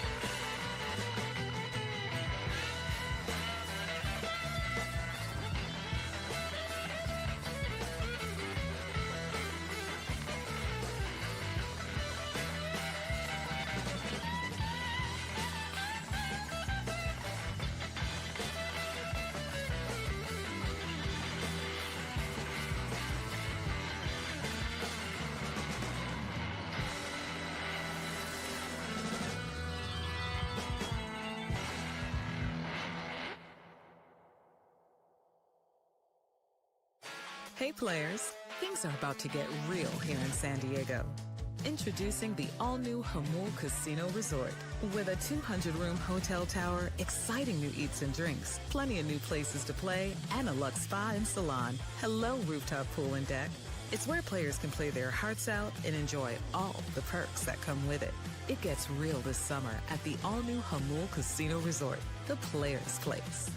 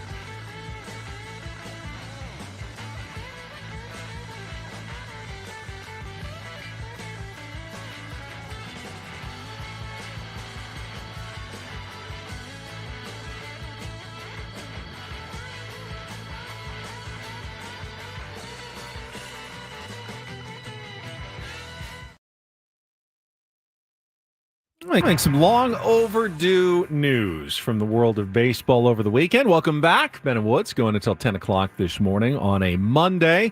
Talked a lot about the Padres series against the Dodgers over the weekend, but now it feels like we're already looking ahead to the final 31 games of the regular season, the race for the NL West title. Did you see, though, Woods, that the Baseball Writers Association of America announced that for the first time ever, beginning next season, they will finally be voting for a Relief Pitcher of the Year award. Love in it. addition to the MVP, the Cy Young, the Manager of the Year, and the Rookie of the Year, they are going to add an award that specifically honors the value of bullpen pitchers. Yeah, I mean, we've got 3 guys that could feasibly win it. You know what I mean? Like Adrian Morahone should be up for it. They have the closer awards. So they have the Rolaids Relief Pitcher of the Year. That's just like a sponsored award, but the baseball writers have never voted on that. Got it. Like okay. the official Baseball Writers Association I awards. thought at they the end have of like the the Trevor Hoffman Award and the Mariano Rivera Award. Yeah, that's for the best closer, but those aren't the baseball writers. Right. This is great. Good for them. Two, they didn't get it in time for this year, though, so you're not going to have Jason Adam or Mariano, not Mariano Rivera, but the Mariano Rivera Award. I don't know if they have a name for it yet, but it's just going to be the Relief Pitcher of the Award. I like it. Award. It's long overdue. I mean, how valuable is a bullpen? Well, and it acknowledges that back in the day, relief pitchers were all guys that just weren't good enough to be starters. Just failed starters. Really, it's totally different nowadays. And you can see the way the Padres have constructed their bullpen. Their best, most electric arms are the guys in the bullpen. Correct. Right now. I mean, maybe the guy that comes in and pitches the 7th, or the 8th. It's just bananas. We didn't talk about Mason Miller's gut-wrenching appearance on Friday night, did we? A little bit. We haven't mentioned the play at first once. That pick that he had. It was. Well, I think we mentioned it briefly, but like, I texted you guys. I was like, "Hey, man, this ain't Sacramento." Like that. Like those. You have like Mason Miller, because again, and this is the rough part that it's there's a good reason why you don't need your. Okay, we acquired Mason Miller. Let's move Robert Suarez out of the ninth. Not that Suarez's appearance was any less nail biting, right? But Mason Miller coming in and just losing the zone in like arguably the biggest inning of the year to this point was not great. And a good reminder for all of us that I saw so many people saying, why wouldn't you let Suarez go to the 6, 7, 8 and then save Miller for the 9, 1, 2 or the 1, 2, 3 in the ninth? Oh my God. I mean, it worked out in our favor, but holy smokes, that's something that, guys have roles. Let's stick to their roles. It's a good point that Mason Miller has not really had much of an opportunity to pitch in significant baseball games with the Athletics. They have not been playoff contenders. He has been putting up some gaudy stats with the A's, but this is really going to be the first time that he's in a serious playoff chase. Yeah, and getting a chance to pitch in the postseason. Hopefully coming up here for the Padres. Robert Suarez has pitched in multiple postseasons. He has been in playoff chases before, so he's got some experience there. Now, I'm glad that, Mason Miller acquired some valuable experience without losing that game. But that's something, the adrenaline that you need to control. We've seen that with Nick Pivetta a little bit. Like, hey, got to calm it down a little bit. It's hard to channel it, man. Holy the cow. job of Ruben Niebla is tough because Ruben was, and I saw the quotes after the game when Nestor Cortes pitched on Saturday. And you always wonder, as fans, what are they doing to, fix these guys? Nestor had the bad first innings, and they're just going to let him go out there and have another bad first inning. Well, Ruben challenged him before the start against the Dodgers. Hey, you need to come out a little more intensity from the get-go. Perhaps, let's change how you warm up and that focus going into the first inning. And boy, it paid off big time. He retired the first 16 batters. The coaches notice. They're not asleep at the wheel. You may disagree with some of their decisions. These guys aren't asleep at the wheel, though. They're not making decisions because they're just in autopilot and cruising for the rest of the season. Doesn't mean you're going to like everything that Mike Schilt does the rest of the way. What a fine line, too, to know when to challenge somebody and when to say, no, he'll figure it out. It's really, really, what guys can I push? What guys do I need to push? What guys need a push? What guys hate a push? Right? What guy hates me hovering over their locker going, hey, here's the iPad. Check this out, what you did. Bro, let me hit. Just please let me hit or let me pitch.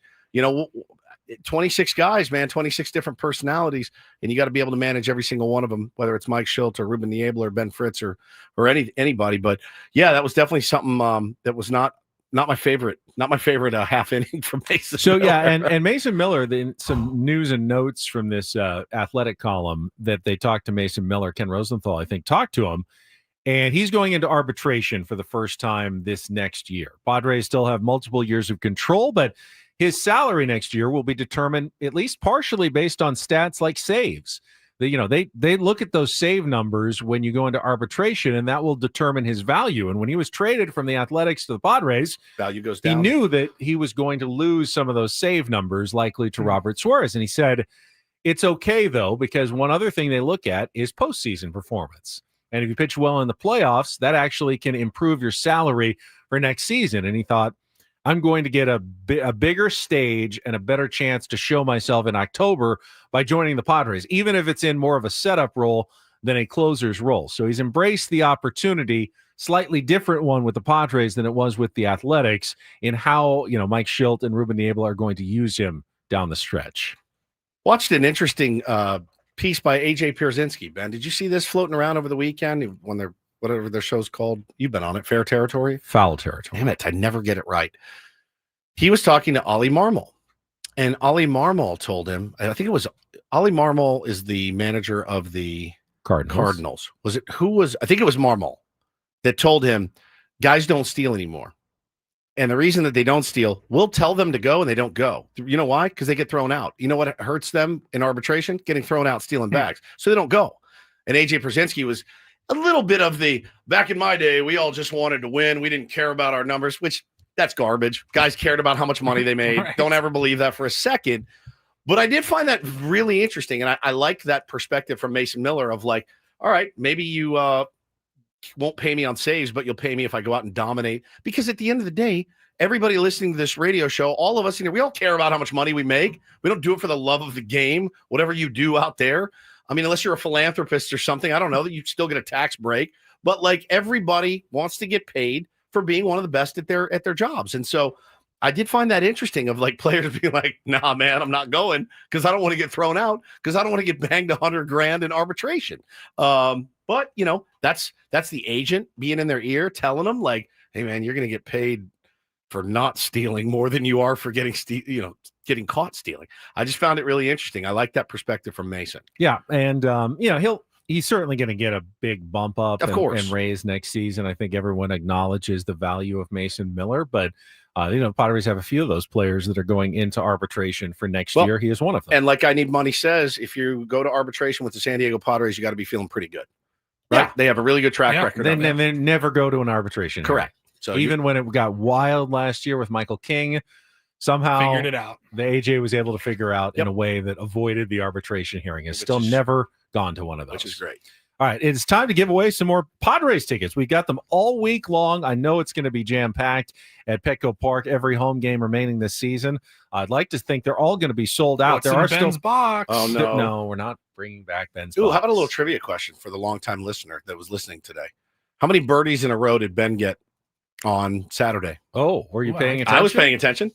I always pay attention. I caught it. I know exactly how many he got. Yeah, how many birdies did Ben get on Saturday at Encinitas Ranch? Because there was the number I got, and there was the number I didn't quite get. Correct. Right, but I remember, if you remember, how many birdies that's did all he you need get? to know. I mean, you should be able to, Is it, right? Yeah, yes. Ben, that's 15? right. Was it 15? No, it wasn't 15. Yeah. No, that's exactly right. Fingers. Okay. Yeah. 833-288-0973. Pretty simple. Machado basketball jersey night. First caller with the correct answer is going to win the tickets to the Padres Orioles game on September 2nd. And yes, it is the Manny Machado. Ooh. Oh, you've got one there. Number 13, City Connect basketball jersey night at Petco Park. And you can get your tickets at padres.com/tickets. There are smelling it. There are very few remaining seats the rest of the season. So make sure you get your tickets now, padres.com/tickets. First correct answer. Can this come home with daddy or no? For a tier 1. I don't know the answer to that. I would ask Adam first before you just take that from you the just studio. beg forgiveness. That's all you do. They probably want everyone to be able to show it off during the week here. All right. I want it. But you put claim on it. Dibs, as it were. Who's this fitting on our radio station? Not many. Was it Schmedium? Yeah. XL, huh? No, a large. Large. That's not nearly big enough for any of us. Literally. This All is a jersey for ants. It's crazy.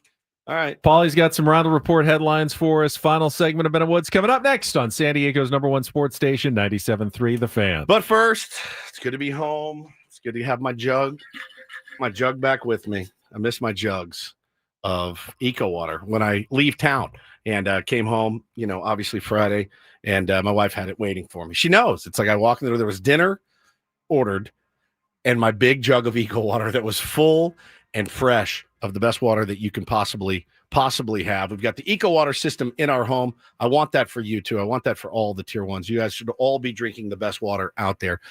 It is bottled quality water straight from your tap. Might I submit, it's way better than bottled water. Way, way better. Never tasted a bottled water that tastes like this. Their alkaline filters take hydration to the next level.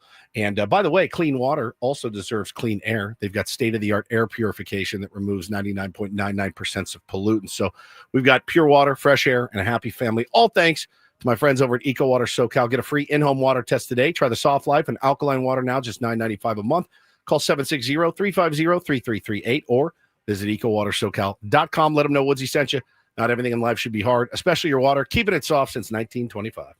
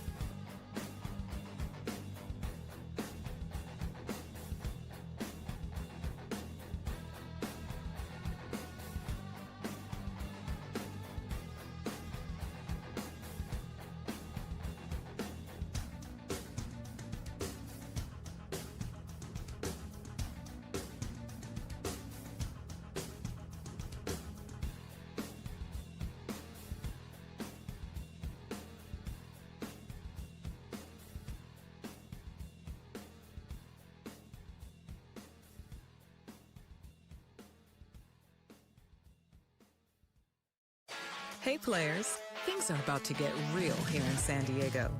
Introducing the all-new Hamul Casino Resort. With a 200-room hotel tower, exciting new eats and drinks, plenty of new places to play, and a luxe spa and salon. Hello, rooftop pool and deck. It's where players can play their hearts out and enjoy all the perks that come with it. It gets real this summer at the all-new Hamul Casino Resort, the players' place.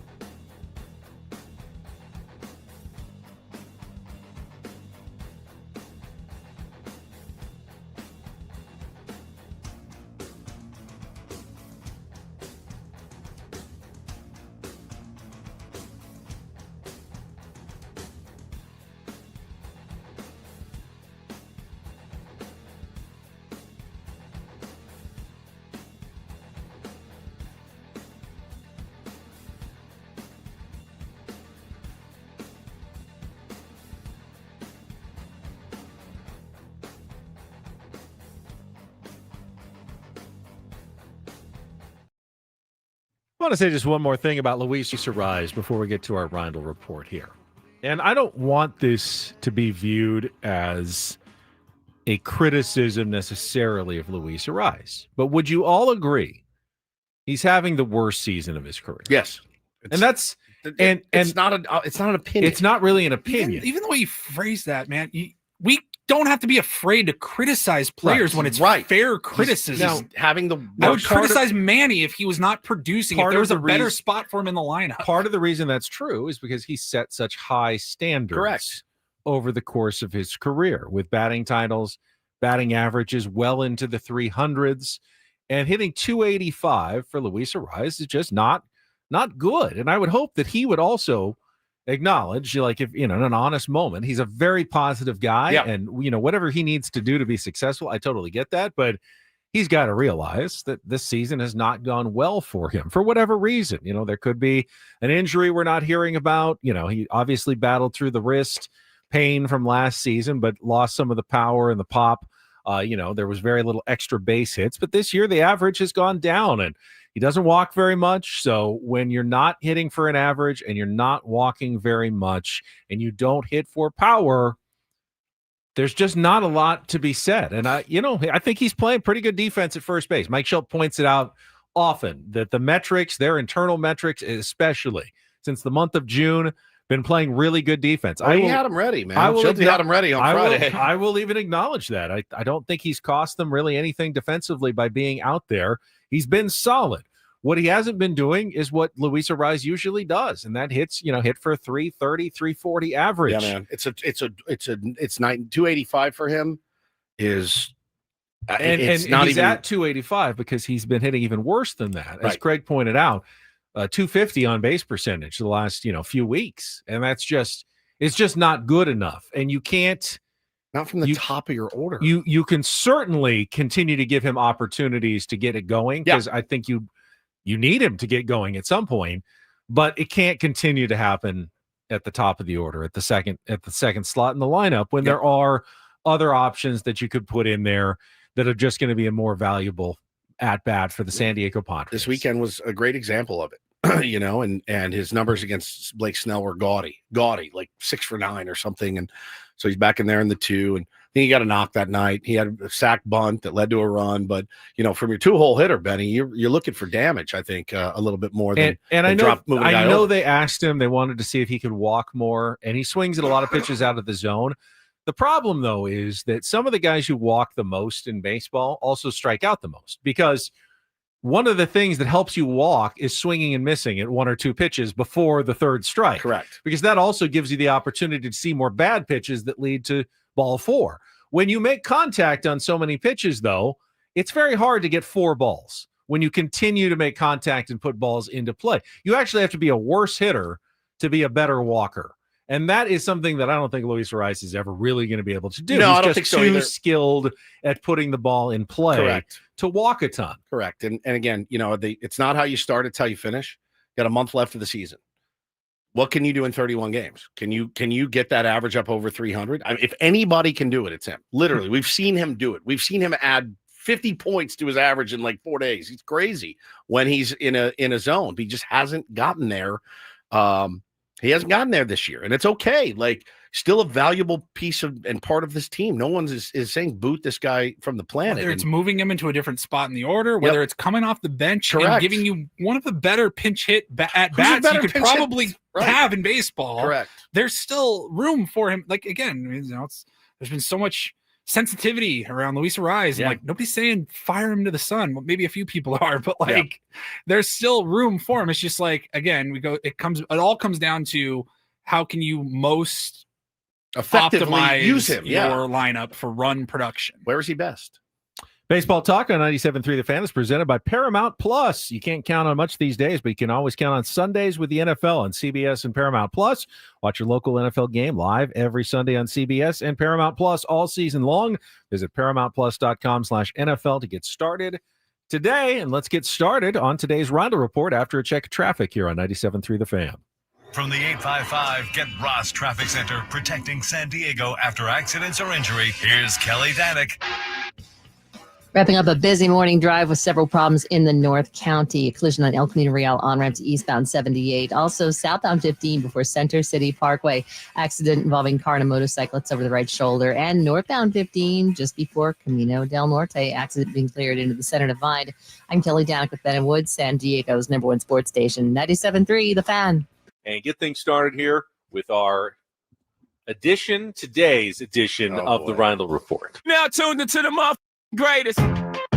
Welcome to the Reindl Report with Paul Reindl. Hi, Paul. All right. 2 stories from the world of sports that we haven't gotten to yet. We'll start off in Major League Baseball. And 1 story that you didn't know you needed. Are you laughing, biatch? It's the Reindl Report Hey, Paul, how you doing? Okay, how are you? on 97.3 The Fan. Are you ready to bless the mood? I need some help, please. That was good. Can I get a All right. All right. Happy Monday. Happy Monday. Gentlemen, Woodsy, welcome back. Good to be back. Good to have you back. It's great to be back. All right, let's get started here. I loved our conversation at 8 o'clock this morning. We had a long, in-depth conversation on baseball cards. You had your post on social media go viral a little bit, and you got your first real taste in a while. Real taste, of the new world of baseball card collecting. And it was very fitting that we had that conversation this morning, because one of my stories is about the holy grail of trading cards that was sold at auction over the weekend. It shattered every record for trading cards that you have seen or heard about over the years. And I'm talking about Mickey Mantle rookie cards. I'm talking about Honus Wagner cards as well. The card I that found was out sold, that Honus Wagner card is only worth $17 now. Depends on how it's graded. It's not a refractor, special refractor limited edition. So it's for $17. If you have a Honus Wagner, you thought you were sitting on a gold mine. You're not. No. You're sitting on an aluminum actual can. piece of Honus Wagner's dentures Yes. embedded into the card. I saw a card that had a cleat. It had a real metal cleat coming up from it. I go, how are you supposed to put this in a case? Crazy. So the card that sold for just under $13 million on Saturday night, $12.932 million. It was a card featuring Michael Jordan and Kobe Bryant. Man. It was a 2007, 2008 Upper Deck Exquisite Collection dual logo man autographs, Jordan and Kobe. It's got the clip from the jersey of the logo that they wore at a game. It's 1 of 1. And it was sold on Saturday night, like I said, for $13 million nearly. It surpassed the previous record was August of 2022. A 1952 Topps Mickey Mantle card sold for $12.6 million. And this passed that. It also passed, all of the I'm getting the most bizarre phone call right now. From whom? Adam Klug? I didn't know. What is it? I would give you $1 million if Silio. you guessed. No. but maybe somebody that might have been on his show at one point. Who is it? NBA Hall of Famer Lenny Wilkins is calling me right. Pick it up. Pick it up. It already went to voicemail. Damn it. Too bad. Next time that happens, just answer. That super threw me off. Quick question, because that card that Paulie was just showing us, the record-setting card, is oriented side by side. Yes. Do you prefer cards that are like that, where you look at it and the card is, lengthwise or up and down? Up and down. I like the up and down ones better too. myself than the side to side ones. Well, when they're worth $13 million, I'll take it anyway. My preference. Yeah, you can do it upside down, whatever you want. Yeah, the only other sports collectible item that had sold for more, where was it? Second most sports collectible of all time is this card, and it's behind the 1932 World Series jersey that Babe Ruth wore when he called his shot. That sold for $24 million. Who bought it? Who? It doesn't say, huh? That was Jake almost Paul last year. or That was something. bought. Yeah, right. But yeah, this was the one of one Jordan and Kobe. It sold for $13 What the hell million. does Lenny Wilkins want? I don't know. Did he leave a voicemail? 7 years old. I mean, he's a Hi, Paul. How are you? Basketball Hall of Famer 3 I don't- times. By I the way, would he's been guess- inducted 3 times as a player, as a coach, Coach. and part of the Dream Team in 1992. I would guess maybe Big Sills had him on to talk NBA Finals 10 years ago or something. And you got his number. Now, you know how sometimes, at least on an iPhone, if you get it sends it to voicemail Yeah, and and then it it transcribes. transcribes. So and it almost looks like a text message. So it says Lenny Wilkins missed call. And then the he may have just butt dialed. The transcribe says, "Miss, your mom is trying to call you." One of his kids named Paul or something. He just called the wrong miss. I don't know. That one just I looked down at my phone was vibrating. That would have spun me out. Hey, guys, hang on. Paige Spironak's calling me. I gotta grab this. I'll be back. I don't There's know no if I way should. you're in her phone. I don't know. Yeah, right? I don't know if I should. But I believe that Paulie Reindl is in Lenny Wilkins' I phone. know. Somehow, for whatever reason, that is wild. All right, let's move on. I got some good audio here from over the See, weekend. now hold on. Normally, if that happened to Ben, I'd be like, "Hey, pay attention! Stop looking at your phone." Right? But because it's Paulie and it's Lenny Wilkins, I would have done the same. That's why I was like, I'm just trying to process this in the moment. Like, guys, we're live on just the hang air. tight. This is going to He's be fallen. good. He couldn't get up. Yeah. He just he could only reach his phone and hit any button and just random. Paul Reindl and Sandy. I got to call this producer I talked to once 15 years Needs ago. Paulie right now to help save his life. That is Oh bananas. man, that was funny. Bananas. All right, some good audio over the weekend. The Seattle Mariners were hosting the Athletics, I guess you just call them Yes. now. And they had this bit. I think they've done this before. I'm pretty sure I've seen clips. The Kid Caster.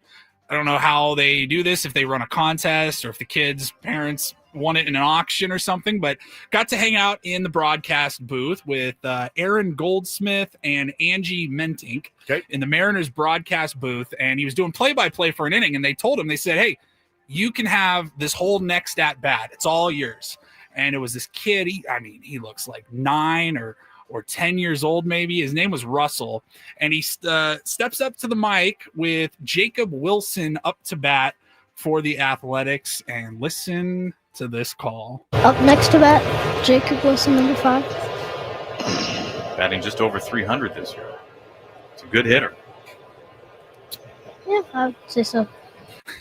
Great analysis. Very good. I'd say so. I'd say so. Yeah, I'd say so. And the pitch. Hit out into left field. Ah! Russell, what are we doing? It was a home run. And it was pretty clear that it was a home run as soon as he hit it. One more time, the reaction. Russell, what are we doing? Why? You can think of it as being very lucky or What very is going unlucky. on around here, Russell? Man. It's just sad. Said, I'm mad. That's just sad. Oh, I love it. It was Sweet so little good. Russell. God, I'd be nervous if it was my kid up there. But hey, let's go. Come on, give me something. Give a little energy. You're running around the house like crazy all the time, and now you get in the booth, you get all panicked. I saw Hit out into left field. So the good. Mets did this last month. The kid was actually pretty good. He was good, He yeah, called yeah. one Saw like that clip. little Sam Levitt that Yeah. got called up as kid Little caster Sam for the Levitt. Mets. Little Sam. Sweet angel Sammy getting some grief on Twitter. Why? People are mean. What did he do? Somebody made fun of Sammy's smile. I'm like, are you going to make fun of Sam Levitt's smile? The guy's the sweetest angel ever. I wrote him on Twitter. I said, F him, dude. You're the GOAT. He is the GOAT. Don't ever come out. You come after Sam Levitt, you come after us, just so you know. It's true. All right, then finally, I can't believe we're doing this story again. Oh my God. If you've been listening to the Reindl Report, I don't know, this was like 3 weeks ago we were talking about this. Yep. He's back. How did he get out? He posted bail. $100,000 bail. But he's back. We're talking about the serial butt sniffer. Khalees Crowder, 38-year-old man, was charged with a felony. He's now being held without bail. Finally. After 7 strikes, doing it you're again, out, buddy. He was at a Walgreens in Burbank last Wednesday, and employees called the cops on him. He was released. He was busted and held on $100,000 bail just a month ago. We talked about and we that talked one. about it Yep. then. He had done it He had once or done it twice before that. Correct. And we asked at that time, how was he out continuing to sniff ladies' derrieres out in public? Just goes up right behind them and just, I mean, it is like the Says most here twisted. he was held on $100,000 bail following that arrest. It's not clear why he was let out again. It says he was in the women's section. Yeah. The suspect was observed following a female customer, crouching near her. He gets down on his knee like he's looking at something. Looking for and something on the just- bottom yeah, shelf. on the bottom shelf. And then just put this dude under the jail. Under the jail. Don't let this guy out. Because again, it starts there and then who knows what it, spins into. This guy is unbelievable. I thought You I have was no comment on this. I Ben. don't really have any comment. You don't want on to this kink story. shame him, is what you told me off the air. You said I don't like kink shaming people, so I'm not going to kink shame this guy. That's exactly. He just needs to find someone who's willing to you can't have unwilling partners. Yeah, man. He says, God forbid a man has a hobby. Yeah, this is not a good hobby, Ben. Bro, I was scrolling like Instagram and I think it was like TMZ. It was like breaking the serial butt sniffer arrested again. I'm like, is this old? I'm like, This is no, brand new. Posted 3 hours ago. I was like, holy Well, crap. I like it that they- happened again. No bail this time for this guy. No. You've hit your limit. Yeah, I think Okay, that's you've caught your limit on this one. This is a 2 strikes and you're out sort of thing. Maybe more. Maybe more. All right. All right, Go we're Padres. done? Yeah, that's it. All right, Padres tonight at 6:40. We will wake up early, talk about Padres Mariners tomorrow at 6. Braden's coming up next, but that's it for us on a Monday. For our executive producer Paul Reindl, Stephen Woods. I'm Good gonna to have go you call back Lenny in Wilkins studio. back. Yeah.